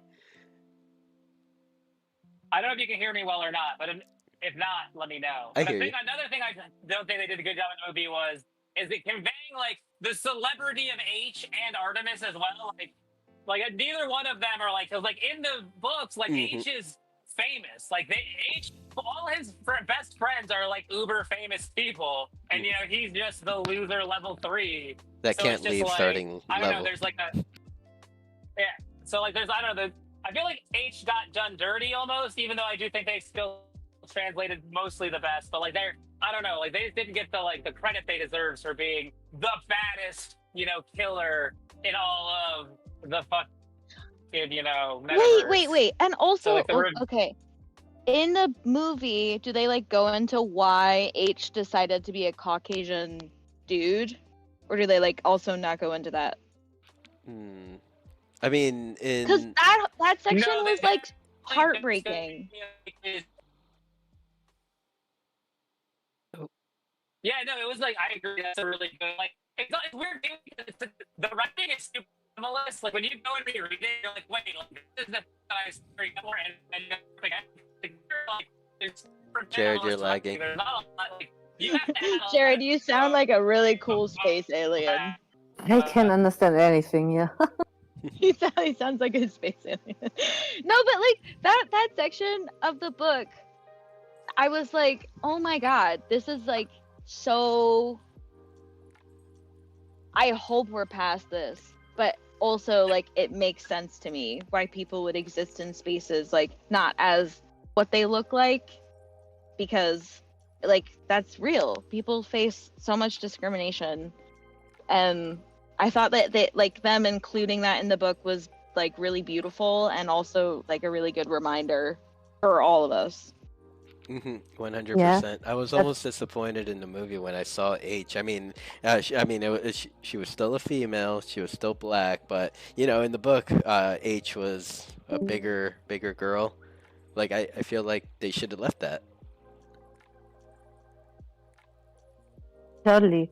But can we talk about the moment when Wade was in his apartment and he used the shower? This is something I just thought about it that I thought was really dedication, that he is using this hair solving solution on all of his body, doesn't have eyebrows or hair. Insane. It's like Nair with soap or something like that. Oh, yeah. Just Thank you for bringing this up. I did also want to discuss this. Quickly, they glossed over that too. I didn't understand anything. What did Jared say? That he wanted to also cover that, so he's happy that you brought that up. Wait. Yeah, because I thought this. Oh, sorry. No, you go. I just want to say this was something just, as someone who's also working in Decentraland or trying to work there, and some days I really just think, this is something that would really bring some time, not having any human needs, so that I just can, get my work done and get Decentraland like, everything done. Hooked up to an IV, hooked up to like a P2. Yes, and just getting food delivered, don't need to go outside, anything. Dude is living the dream. He really is. Oh my god, toxic. Wait, okay. I had a similar thought when he was talking about like the food delivery thing, but it was like specifically regarding how like he doesn't want to interface with other humans. I was just thinking about like when I order DoorDash, my husband will go and like greet the person, like the delivery person, and say like, "Hey man, like thanks." I'm hiding, like I'm like looking out the window, like did they drop it off yet? Like I don't want to see them. I don't want them to see me. And like when Wade was talking about the delivery system, I'm like, this is what I need. Like I need to be able to deliver things and like not have human interaction. I just found it was very funny because, of course, in the book it's like next level shit. But sometimes, like when we Dodgebusters have an event that's super complicated, and we need to work like 2 days before release to get everything done. Then for me, I take off time from work and everything, and it's like really I'm just at home, just focusing, just trying to help MGD because I'm not a programmer, but I try my best. And this is just so the end level of letting yourself down for this virtual world. And for me, it was a reminder to be a little bit more kind to myself sometimes and maybe touch some grass. Because I like to make jokes about, go touch some grass and stuff like this. But maybe in the end, it's even more important to really go outside sometimes. And I feel like that's what he ultimately was trying to say, though. Like, it was crazy at the end. Like, the ending is Wade saying for the first time, like, I don't want to log back in. I just thought that was, like, so interesting. Yep. And it was a good ending just for everything, I think. And then opposed to, like, opposed to like the ending in the book, which was like, we closed down the Oasis on Tuesdays and Thursdays so that people could stop being in the metaverse. It's not Tuesdays, there's Toxic Tuesday. Yeah, I know. So that's what I also wanted to cover that. I feel like the producers at Ready Player One, the movie, took a shot at Toxic Waifu here and Toxic Tuesday. So I think we should all write an angry letter. We need to respond. Yes, we definitely do. So I mean, there was just a lot of things that I feel like the book where it was just like so much better that could have even been added to the movie. Even like, okay, a Toxic. I think you pulled up the kind of like the tender scene that Artemis and Wade had, and like. In the book, that didn't happen really until the very end when like Wade gets out of his haptic suit after beating the game, and like Og is like, okay, so I have a bunch of lawyers upstairs waiting for you, and the first thing that Wade does is where's Samantha? And then he like tells her, she's in my garden maze, like waiting for you. And then like there's this whole scene of him going through the garden maze, like, and his like excitement is building. It was like a more tender, like nice moment, like for the book to have. And they're both they're both so scared, and then like they meet each other and everything's fine. Like I loved that. But you know what? Now something is in my mind that was better in the movies than in the books. But maybe you all see this different. It was really in the beginning in the book when they bombed his home. Like in the movie, it was for me, okay, they destroyed his home. I think it was good shown in the movie. He was speechless. He was, everything he knows is dead, and you know what? And then just things happened, so he didn't have any time to think about it. But in the book, it was just like, my home is gone, and everything I knew is dead, and okay, I just continue with everything. I agree. This was not good in the book, I think. Yeah. In the book, they made him disappear. I was about to say this, Jared. I like also like read that and thought like, she could have like that old lady that you loved, like she's gone now. Old lady. Well, but then actually, I was like, I think in the movie, the old lady survived. Like I need to go back and make the distinction, but like in I want to see the like Mew well, takedown. I could probably show it right now to tell you the truth. Like we could do it together actually, because like what I'm thinking of is like at the end when there's that high speed chase. You know, Wade calls people like from the stacks, I think it was. Wait, is she? We know what you did here, lady. Yeah, yes, the lady that's like Is she the we? that's the lady I'm referring to. We know what you did here. Yeah, I think that is the lady like from the very bottom floor. And I'm gonna bring it up here Yes. on the stream so that we could all have a look. Maybe you can tell me I'm crazy. I think that too. Well, And we're gonna have to get a screenshot of the first lady. Okay, I'm trying to look for the lady at the end here. Okay, this is. We know what you did here, lady. No. Too early. Another in the car still. for me, this was just in the book was just a major turn off because I was like, okay, for everyone, it's just okay that this company has killed some people. This is just something that is happening, and like, oh, I'm sorry for your friend, and that's everything. This was just for me. This felt so off, and because I think the rest of the book was really well written and like was very subtle with the emotions and everything, but you still had the feeling you know the character. Yeah. And this No, I think you're right, Toxic. Like now that I'm looking back at that scene and I'm thinking about like the moments between the characters and like building the friendship and yeah, I think you're right that like the opening they wanted to do the like dead mom trope where like the first thing that happens is like the mom dies. Yeah, even in the movie, like later in like the final battle, Wade says, "You killed my mom's sister," like you know, kind of like remembering about her, opposed to like the book when they didn't even remember her at all. Yeah. Yeah. Mom's Okay. sister. That's like so like you can't say aunt or Yeah, like, he really did say you killed my mom's sister. He did say. That is such bad writing. Oh my god. Okay, and I just feel like the whole situation with when Wade got the offer from sorry. Everything's fine, Jared? Are you like right now? I'm petting this dog. It's fantastic. Sorry, That's also dude, literally I heard you and I'm like, he's doing dog voice. I do that with my dog when I'm like, you're so cute.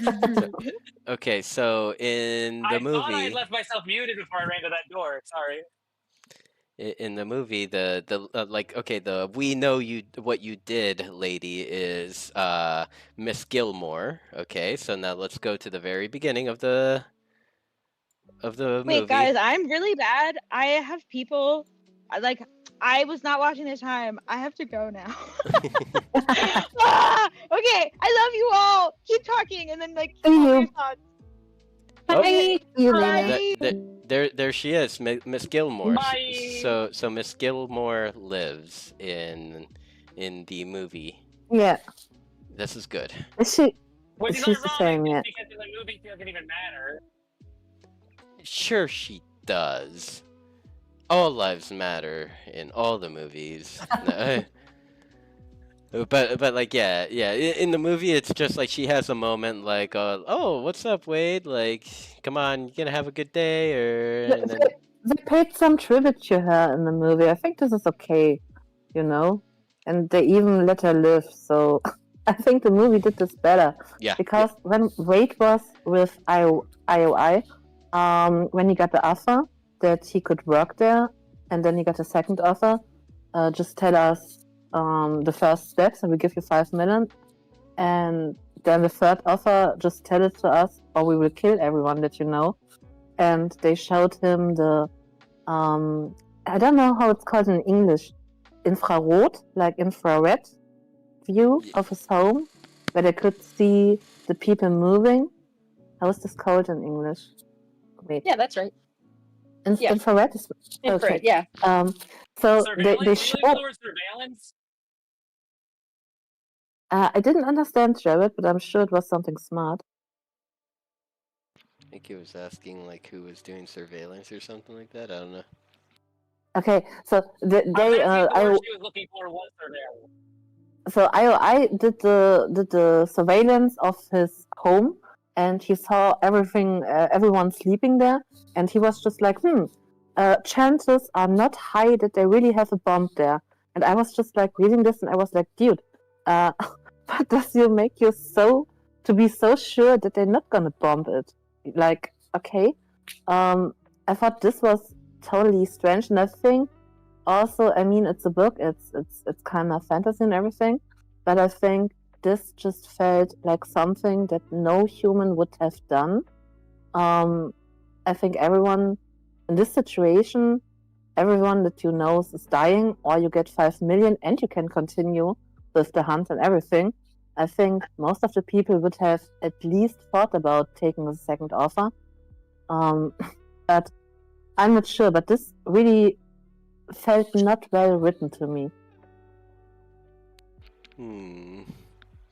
I mean, I think like if this is like within the book, like the reason why Wade would not take the deal, or I mean, I think this even connects to like in the movie too, that he would not take the deal because of because like it's like everyone knows that James Halliday would want IOY like to not have the Oasis. I know, but in the end, it's a decision that a young guy needs to make between the Oasis and all the people. I think this is just something. I mean, people died because of this. Well, You know what I mean? yeah. This felt if he really was like, okay, I'm the fighter for, let's call it decentralization. Okay, I'm the fighter for decentralization. I'm gonna sacrifice my family, everything that I ever have known. And if this was a sacrifice, okay, but it wasn't. It wasn't explained like this. It was just like, okay, the risk is low that there is really a bomb, so I'm willing to take that risk, and I'm willing to take the risk that everyone is dying, and fuck off. I don't know. This was so off for me. I have more bars now. Can you hear me now, Tom? Yes. I think I hear you. Yes. Okay. I would say, while I agree with you from the perspective of like a rational human, an adult woman perhaps, who doesn't know what it was ever like to be a teenage boy, who like just is so overconfidently stupid in the most spectacular ways, I actually think it's very realistic that an 18-year-old male would just be like, he's bluffing. Yep. I call. Like, you're not even like, because like he's never actually had anyone he knows in love die. So he doesn't like, the consequences are like foreign to him. He can't even wrap his head around it. He's just like, I have no fear here. We'll be fine. And then it's like that. And now, next time going forward, he will be quite a bit less confident because now he knows, oh, shit can go down. So he was just so willing to sacrifice them. This was just for me. I don't know. Maybe he was too deep into the Oasis. Sorry. So in the book, also, now that I think about it, it's like going back to Toxic kind of being like you know, his family just died. The whole but like the book didn't really mourn it much. But then now that I think about it, he didn't mourn anyone else except for Mrs. Gilmore. Like he like I think there would be comments of like toward kind of like the gist of it was like we can't let the Sixers win. We can't let Miss Gilmore's death go in vain or something like that. Like, you know, like he like was remembering Miss Gilmore as he was kicking Sixer ass. Yeah, maybe you're right. But it was like, you know, a stranger or, you know, just lady that's not even your family. To be fair, his family was way worse in the book. Yeah. Like, his aunt was a way worse person. Like, they did leave her some redeeming qualities in the movie. Yeah, in the movie, it's the step uncle or whatever the fuck that is, the bad one. Yeah. And then Who's she's still like her also minion. in the book. What's up? Yeah, he's still awful in the book, but she's like equally as awful as he is in the in the book, whereas in the movie, there's like some redeeming qualities to this maternal figure. Yeah, she's like his sidekick or some shit in the movie. Like not as equally as awful. My analysis, we need to recreate a Ready Player One 2.0, and yeah. Should we read Ready Player 2 for the next meeting? I don't know whose turn it is to pick. Dana left us hanging. So since Dana left us saying, I think I would like to. We should read Ready Player 2. I was waiting for Jared to like. I actually forgot I muted myself. I've been vehemently saying no. And I was like, wait, why is Toxic still saying yes, maybe? It's not. I've started listening to it like 3 times, and I think if you put in context that I like listened to Ready Player One a dozen times this month, the fact that I can't get past like the first 20% of Ready Player 2, I think is very damning of it. Like the beginning is just so rough. Like it literally just spits in the face of like most of the resolutions of the first book. It does. Like immediately. Immediately he's just like, fuck. All the things we learned, fuck learning, that was dumb. let's stop that. Yeah. All the things that made us happy, we're gonna throw those away. Yeah, like that comment at the very end of the book, Ready Player One. It's like, for the first time, I don't feel like logging into the Oasis anymore, and then jump to like Ready Player 2. Oh shit, new technology! I'm addicted to it. Yeah. And of course, like it does kind of get weird, and like all the gains that are made in the first book are like taken away, and I don't know. I feel like they could have just like brought a different issue along the I don't know. And it's just so like, and I don't think he didn't do a good enough job, because Toxic's minor spoiler alert, but I'm sure if you ever do read Ready Player 2, this all comes out pretty quick. There's another quest with these 7, I can't remember whether they're stones or gems that are like, so like now there's a new quest James Halliday prepared that like coincides with this technology that James Halliday himself decided not to release because he probably thought it was too tempting to destroy humanity. But it's just like the same. Like I don't know. If it had been like Ogg's quest to take over Ogg's shares or something, I might have been more interested. But it's like, really, James Halliday just had a second impossible series of challenges to do. Yeah. So and also like Wade literally just becomes the bad guy. There's like It's a little whole bitch. just like there's like a series of him describing his actions and like what he's doing. When you're like, you're literally describing the bad guy. You're the bad guy. You're the head of the evil organization doing bad guy shit. Like, Wade's what a do you? bitch. What? It's just such a brutal. It's just so brutal. It just murders our hero and turns him into like Sorrento Light. But So we have to let him redeem himself, Jared. You know, you gotta get past the first 20%. No, I'm kidding. My instinct tells me the way that book ends is that they press the red button that destroys the Oasis. That's my hypothesis. That's not a spoiler because I haven't read far enough for it to be real. So, but if that's not how it ends, that'd blow my mind. So should I spoil the fact that you like just said a name that reappears back, and you're just like, why? Sorrentos comes back? I mean, I guess that makes sense, but what does he... Okay, so you know the bad guy, right? You know who the bad guy is. It is the replica dude, you know? I'm not trying to like spoil anything, that's why I'm kind of like speaking broadly. The reincarnation dude. You know who I'm trying to refer to? Yeah, the person that comes whose avatar comes back and takes control. I didn't... No, you haven't gotten that far? Okay, never mind. No, I guess I'm like, maybe I've only made it 10% of the way through, but does James Halliday's avatar comes back and takes control? Oh, okay, well, you guessed it, so I will spoil it. Yes, so Anorak comes back and as like an evil like mecha Anorak, and then like I don't know whether he like tricked Wade or like if he just took it, but he like took control of the Oasis and all the stuff that was given to Wade through the to winning the contest, and then starts the new quest, and but fuck, what was the point of this? Why? Sounds like Oh you yeah, were way further oh into yeah. the book than I did. So yeah, he breaks Sorrento out, the evil Lanarek. Interesting. Yeah, I sounds just terrible. spoiled the shit out of this for you. I'm sorry, but No, I think it's for the best. And I appreciate it. Sorry, Toxic. Toxic hates spoilers. You've just ruined her life. Toxic, why didn't you tell me? Toxic's like over there, like la la la la la. I don't hear anything. Sorry. Toxic, you could have yelled at me.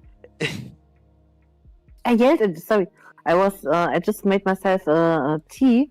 I didn't listen to the tea here, but now I'm back. Okay, good. So we didn't do anything. We didn't spoil anything. Maybe we spoiled it. Maybe we spoiled it for Canessa though.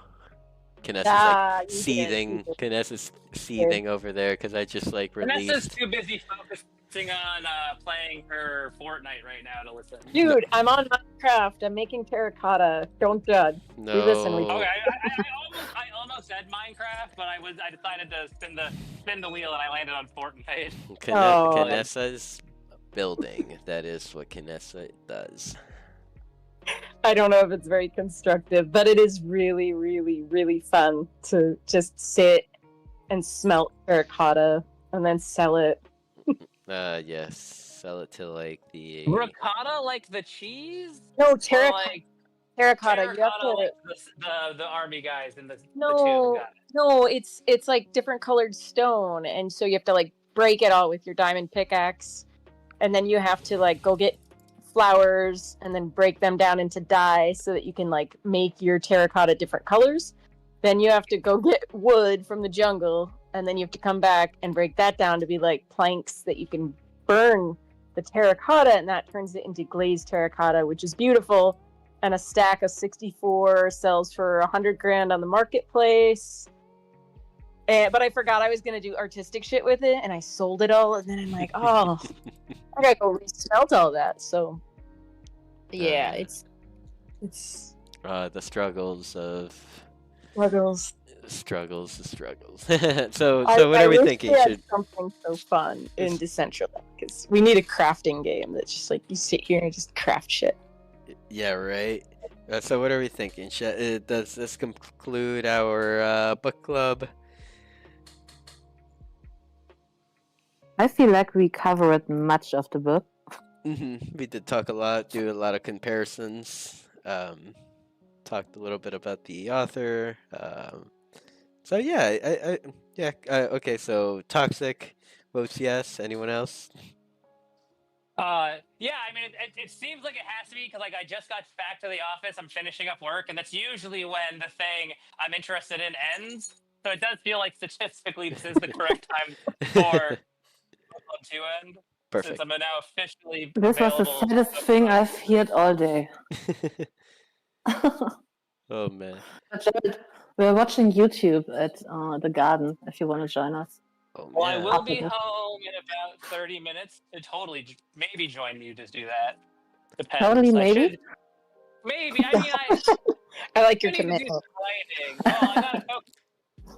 Actually, I have questions because I'm currently trying to write my own little metaverse book. And at first my plan had been to have no real world elements, it was just gonna all be in the metaverse. But I was thinking about it, and every Snow Crash, Ready Player One, even the Minecraft movie, what I think you could argue is a metaverse movie.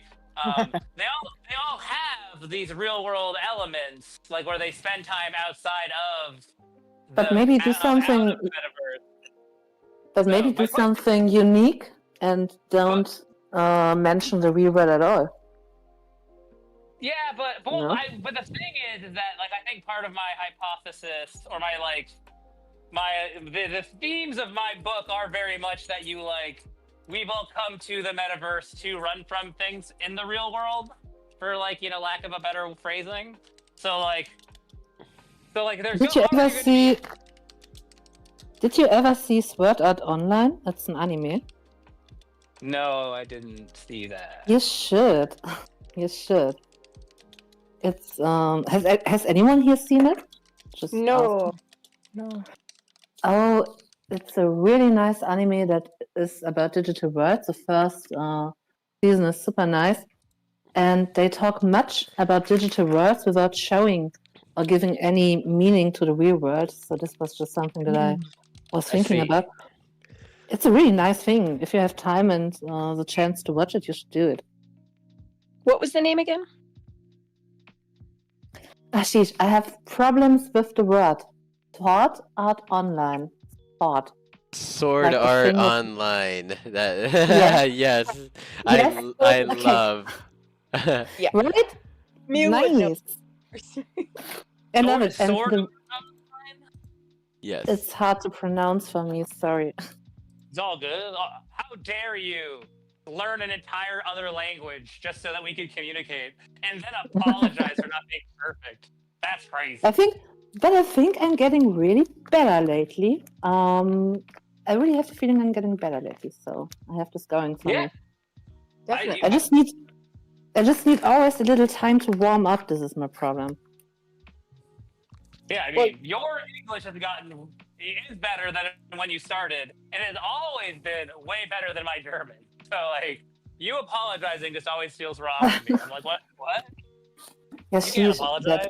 but German is not a word language, you know. I can't be mad that you're not speaking German. Oh, that reminds me.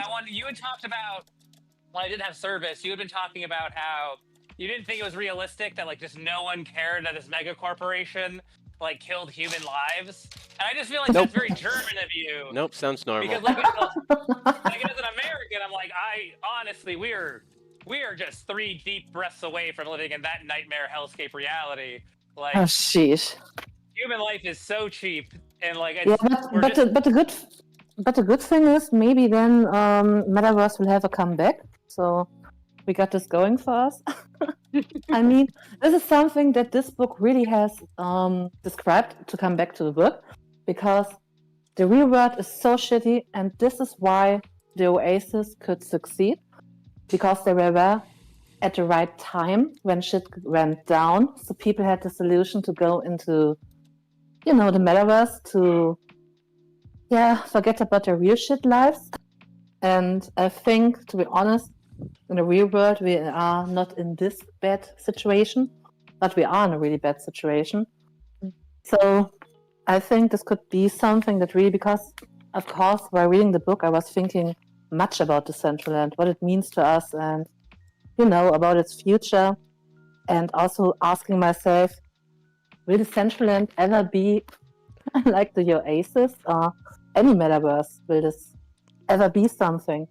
And to be honest, I think right now we are very close to this, that maybe in a dystopian way. So what I think will be kind of like the Oasis is not the Decentraland. I think Ready Player or what RP1 Sean's like, or at least what he's been explaining sounds like what more of like the Oasis would be, because the Oasis was kind of like the intermediary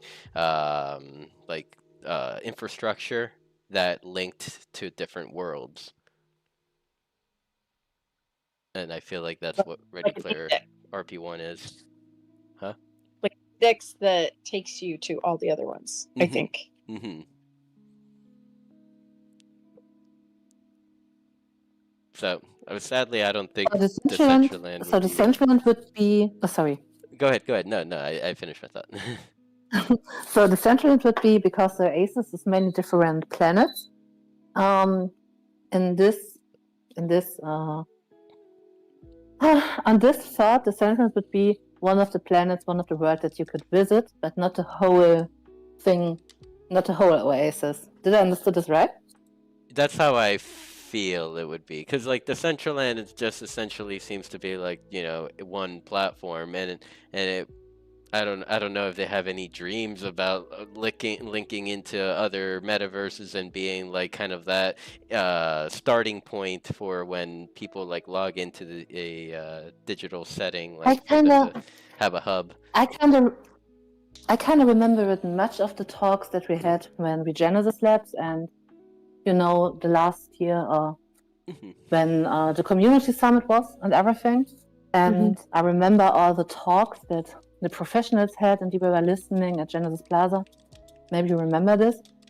And they talked so much about stuff that I see in this book, where I'm really thinking, okay, how much were they influenced by this book? Because as we know, Foundation requires from their workers to read the book and everything. So I think at least a few people may have this vision, maybe get inspired from it. And this is exactly what I found interesting, because art inspires life. This is just something that happens. So I feel like this book could really, I don't know, maybe give us a thought about how Decentraland was planned, because there are so many things that I just see where I'm thinking, okay, someone read this and thought, yes, let's do it. Like in the Oasis with the planets that you can buy, with the gas, as you said earlier, all these things are things that we have in Decentraland too. And Decentraland came after the book. We know they got influenced by it because I remember, I think it was Yamel talking about Ready Player One, that it influenced him kind of. So I think this is just something that I was definitely. wondering. I mean, I definitely played Ready Player One was a motivation towards all this. I think I can't remember really any lore at this moment. Canessa, do you remember any Burning Man lore? Was it like them like kind of imagining Ready Player One, or you don't I really? think Burning Man, from everything I've heard, is Burning Man was way more of influential. Like I've heard that be referenced multiple times, but never this book. However, if you're going to go out and create a metaverse, maybe you don't want to. Maybe you don't want to say. And then we saw the movie Ready Player One, and we thought we should make that ourselves. Like it maybe they're like, guys, let's just keep that under wraps because it might just delegitimize like them doing it. But like out of all of them, Esteban is definitely the one. I know you're gonna hit that, Jared, but like Esteban's the dreamer. Like the other Yamel and Marose are just way too analytical. Like I mean they're technical, but like as far as just being a freaking dreamer, like out there, that's Esteban. Like And he's the Ari's one. a ghost. Yeah, I don't know him. Ari doesn't Well, But exist. can He's the you? bad guy in my book. So, But can you still be a dreamer if you get? Oh, Jared, I didn't understand you. You were working for me. Oh, sorry. I'm in my car now, and I have 5G, but I was just saying that in my book, Esteban will obviously be one of the bad guys, and Ari, the founder that went off to do other things, he'll be the one.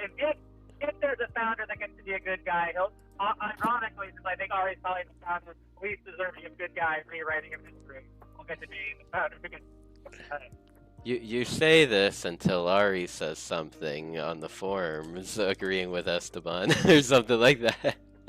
Yeah, and I think you can be a dreamer and be, evil. Like a dreamer does not equate like an altruistic person, like good intended person. Like I just mean as far as like just seeing his mind cook.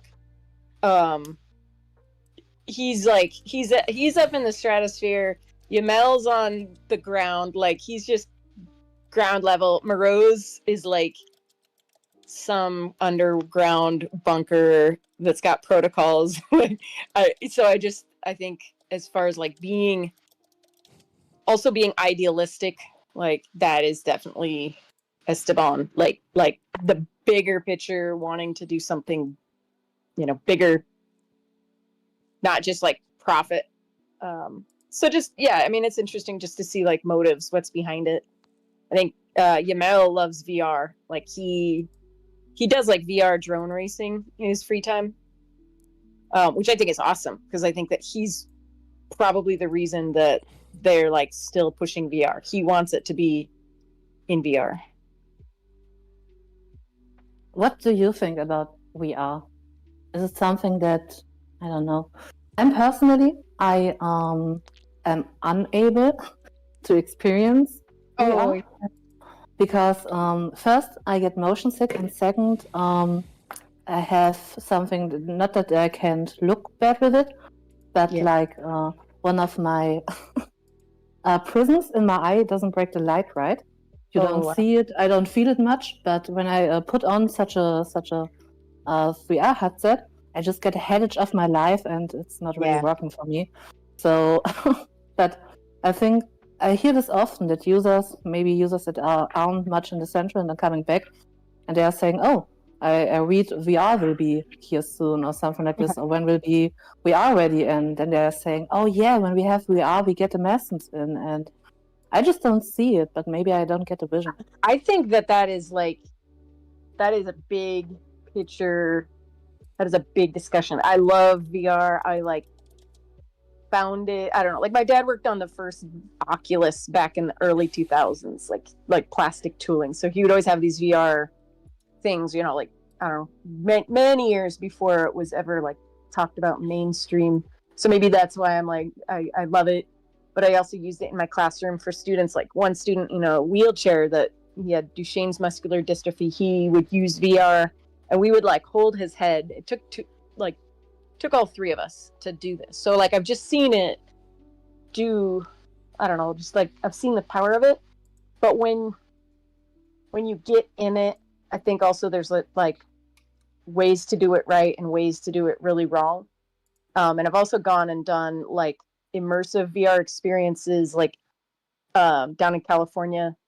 We did one in GDC and then one at Disneyland where you're wearing a haptic vest and it's like hitting you every time you get shot. So I think those experiences have just sold me. Like I actually walked out of the one in California just thinking, oh my God, they needed to give people, like tell people with PTSD, give them a waiver because it was too real. It was like, I was like, this is the future. This is how every ride is going to be. Like in the future, every experience, it's like, I can't even explain it. But I also think like as a mother of somebody, my son plays it way more than me. Like I'm going to say we old people, because I really think there's a difference in the older brain. And maybe I'm like damning my son by like, here you go, kiddo, go play VR. Maybe they're going to be like, yeah, any kid that played it, you know, they have like permanent altered brain waves, but like he doesn't get sick the way I do. And I also think like it 100% depends on what game you're playing, because there's like all the games that I played when I had my old Oculus, it was like Beat Saber and I don't know, just you know, like just kind of the normal ones. They're totally different than the games that are out right now. And like Gorilla Tag and Animal Company are the two games that I think people really need to look at. And I like one day I was like, I DM'd Lean from the Protocol Squad, and I was like, if you haven't looked at this, you need to look at this, like, because it would be a game changer if they had Decentraland with that ability. Because what you can do that's different than I think most VR is you can climb the shit out of stuff, which means that then you wouldn't just be experiencing like Decentraland. Like right now, gravity exists and we're just on this level, but we can jump to do parkour. But if you could use your hands to get your avatar up the side of a building, can you imagine like crawling up the side of the Meta Tower, or like climbing up the side of Genesis Plaza, sneaking up on your friends, or like parkour, what they do in Gorilla Tag, you slide along vines, or you can like they do these crazy wall rides. So I think we really need to look at like how the tech is advancing versus like what we're thinking too small. We're thinking like walking around the virtual world the same way we walk around this world. And we need to really look at like, yeah, you can climb up the side of shit, because that it just, I can't explain it until like if you get the chance to try it, like I knew it. I didn't try it until this year, and I was like, oh my god, like everything I know needs to be re-examined. But I don't think it's gonna be for the most part, I don't think it's gonna be older people doing it. It's gonna be the next generation, which means it's got to be sexy enough to appeal to like Gen Z, and I don't think we're there. I don't think they're gonna be like, oh, Decentraland, that's cool. Like, it needs to be different than it is.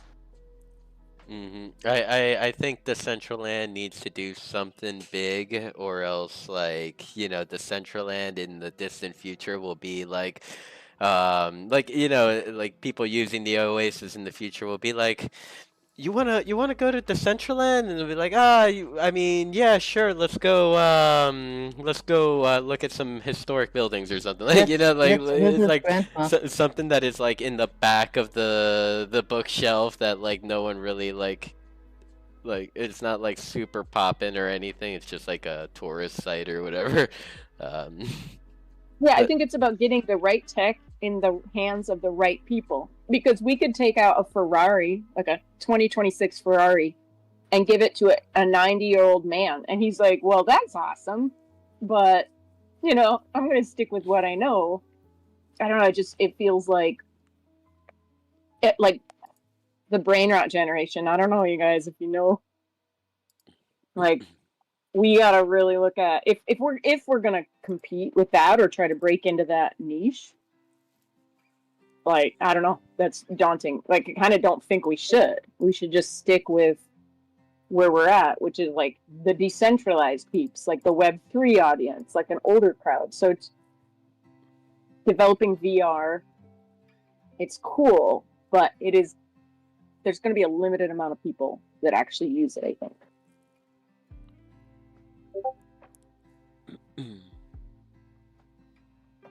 Yeah, VR is just like, it's not practical, and we're so far away from it being a practical technology. Like, not one of us like owns a nice VR rig, and like, I don't. You don't know that, bro. You don't know that. I just like a real good one. I mean, it sounds like you've got something decent for your son, so maybe I'm mistaken on your VR collection. But like, none of us. You don't have a haptic suit. You don't have. You don't know that. Exist. Do you know? No, they do, bro. Haptic feedback vest. Didn't you see all my posts at Christmas time? How hard I was trying not to buy it. Did you buy it? I would love to have a walking I test. did have a lot of free time around Christmas. I'll be honest. It's a brand called Woosier. You should look it up. They make Fortnite skinned haptic feedback vests and belts, and they have like the vest has 6 feedback points.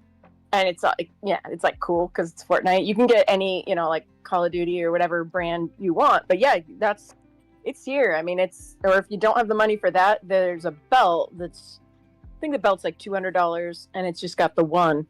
But I couldn't do it. I couldn't pull the trigger. But it's like, that's baseline. There's a ton of shit out there. And I contacted but it's expensive. It's very costly. It's not a practical technology in the sense that, like, lots and lots of people are going to go get it because, like, the A, technology is expensive, but B, the things you can do with it, there's not that many places you can go to integrate with a haptic VR setup. So it's just kind of like, I just think VR is really the chicken and the egg kind of scenario, like, in technology. Like, no one's going to want to go out and spend thousands of dollars building a dope VR rig because there's nothing they can do. But there's nothing they can do because no one's going to build an expensive experience because there's like 5 people who have these expensive rigs. So it's just kind of like I don't know. It's like eventually there'll be a tipping point, but at the moment it just feels like there's just like what's going to give first? Like, is the tech going to get cheaper so people have it, or are there going to be things to do so people are willing to splurge? I think you have the tech in your hand right now. Like, think about I don't know if you guys have ever seen the little vibratory motor that's in a cell phone, but like you can get teaching kits that you can buy just that and then you put them on toothbrushes and like you make these like microbots. And so like if you like, all you need is like a harness and put your phone in that, hook it up to Bluetooth. I'm guessing like the tech is already out there. If not, they'll just hook it up to that. Where then through Bluetooth, the tech in the Woozer vests are all attached to sound.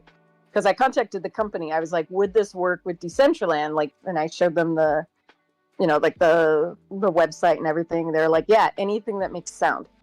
So, I mean, I think that the tech is like, it's all there. Somebody would just need to make an app that would be Bluetooth, and hook it up to this. That might already exist. But you're right, like, there would be no drive to do that unless somebody actually feels like a full haptic experience is like, it's just mind-blowing. But I just, like, I don't think people need that necessarily. Like, the one in Disneyland where I went, like, it was a Star Wars themed one, and there was this part where you have to walk out on the scaffold and you get stuck out there and the door closes. So everywhere that you were in, you were actually physically going through this, and you'd put your hand out and you could touch a door, and then when it opened in the virtual world, it was a real door opening, like IRL.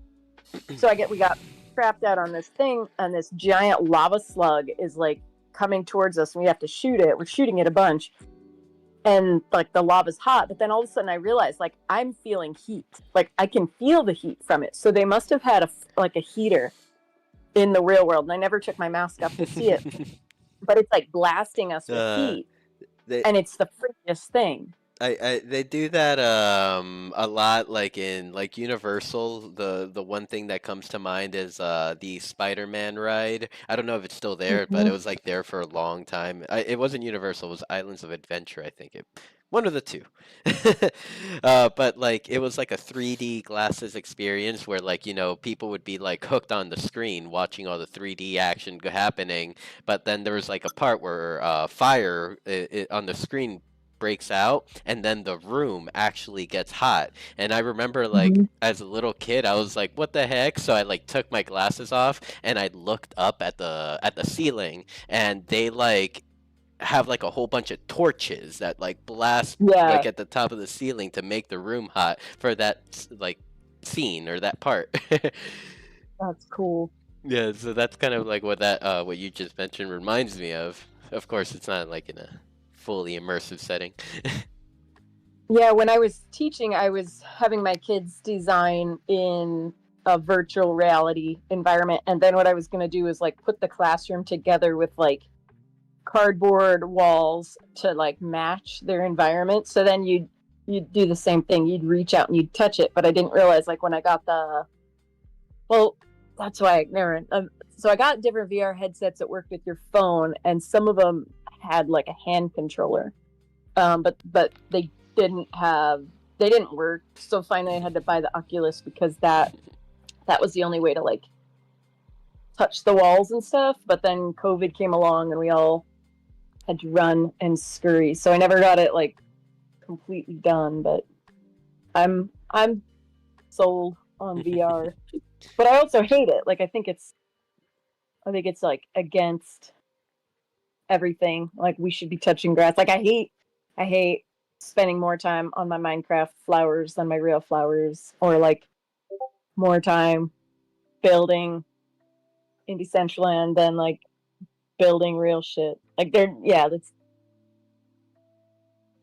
I don't know. Yeah, that Like, societal shift that we're at the very, very beginning of like, like as technology gets smarter, as smartphones get smarter, and and the VR headsets get smaller and thinner and everything, it's like people will be shifting, like like, I don't know, it seems like humans seem to like go towards like what's easiest. And if it's like, just logging into the Oasis and living my life in the metaverse is like the easiest and most comforting thing, then like people will gravitate.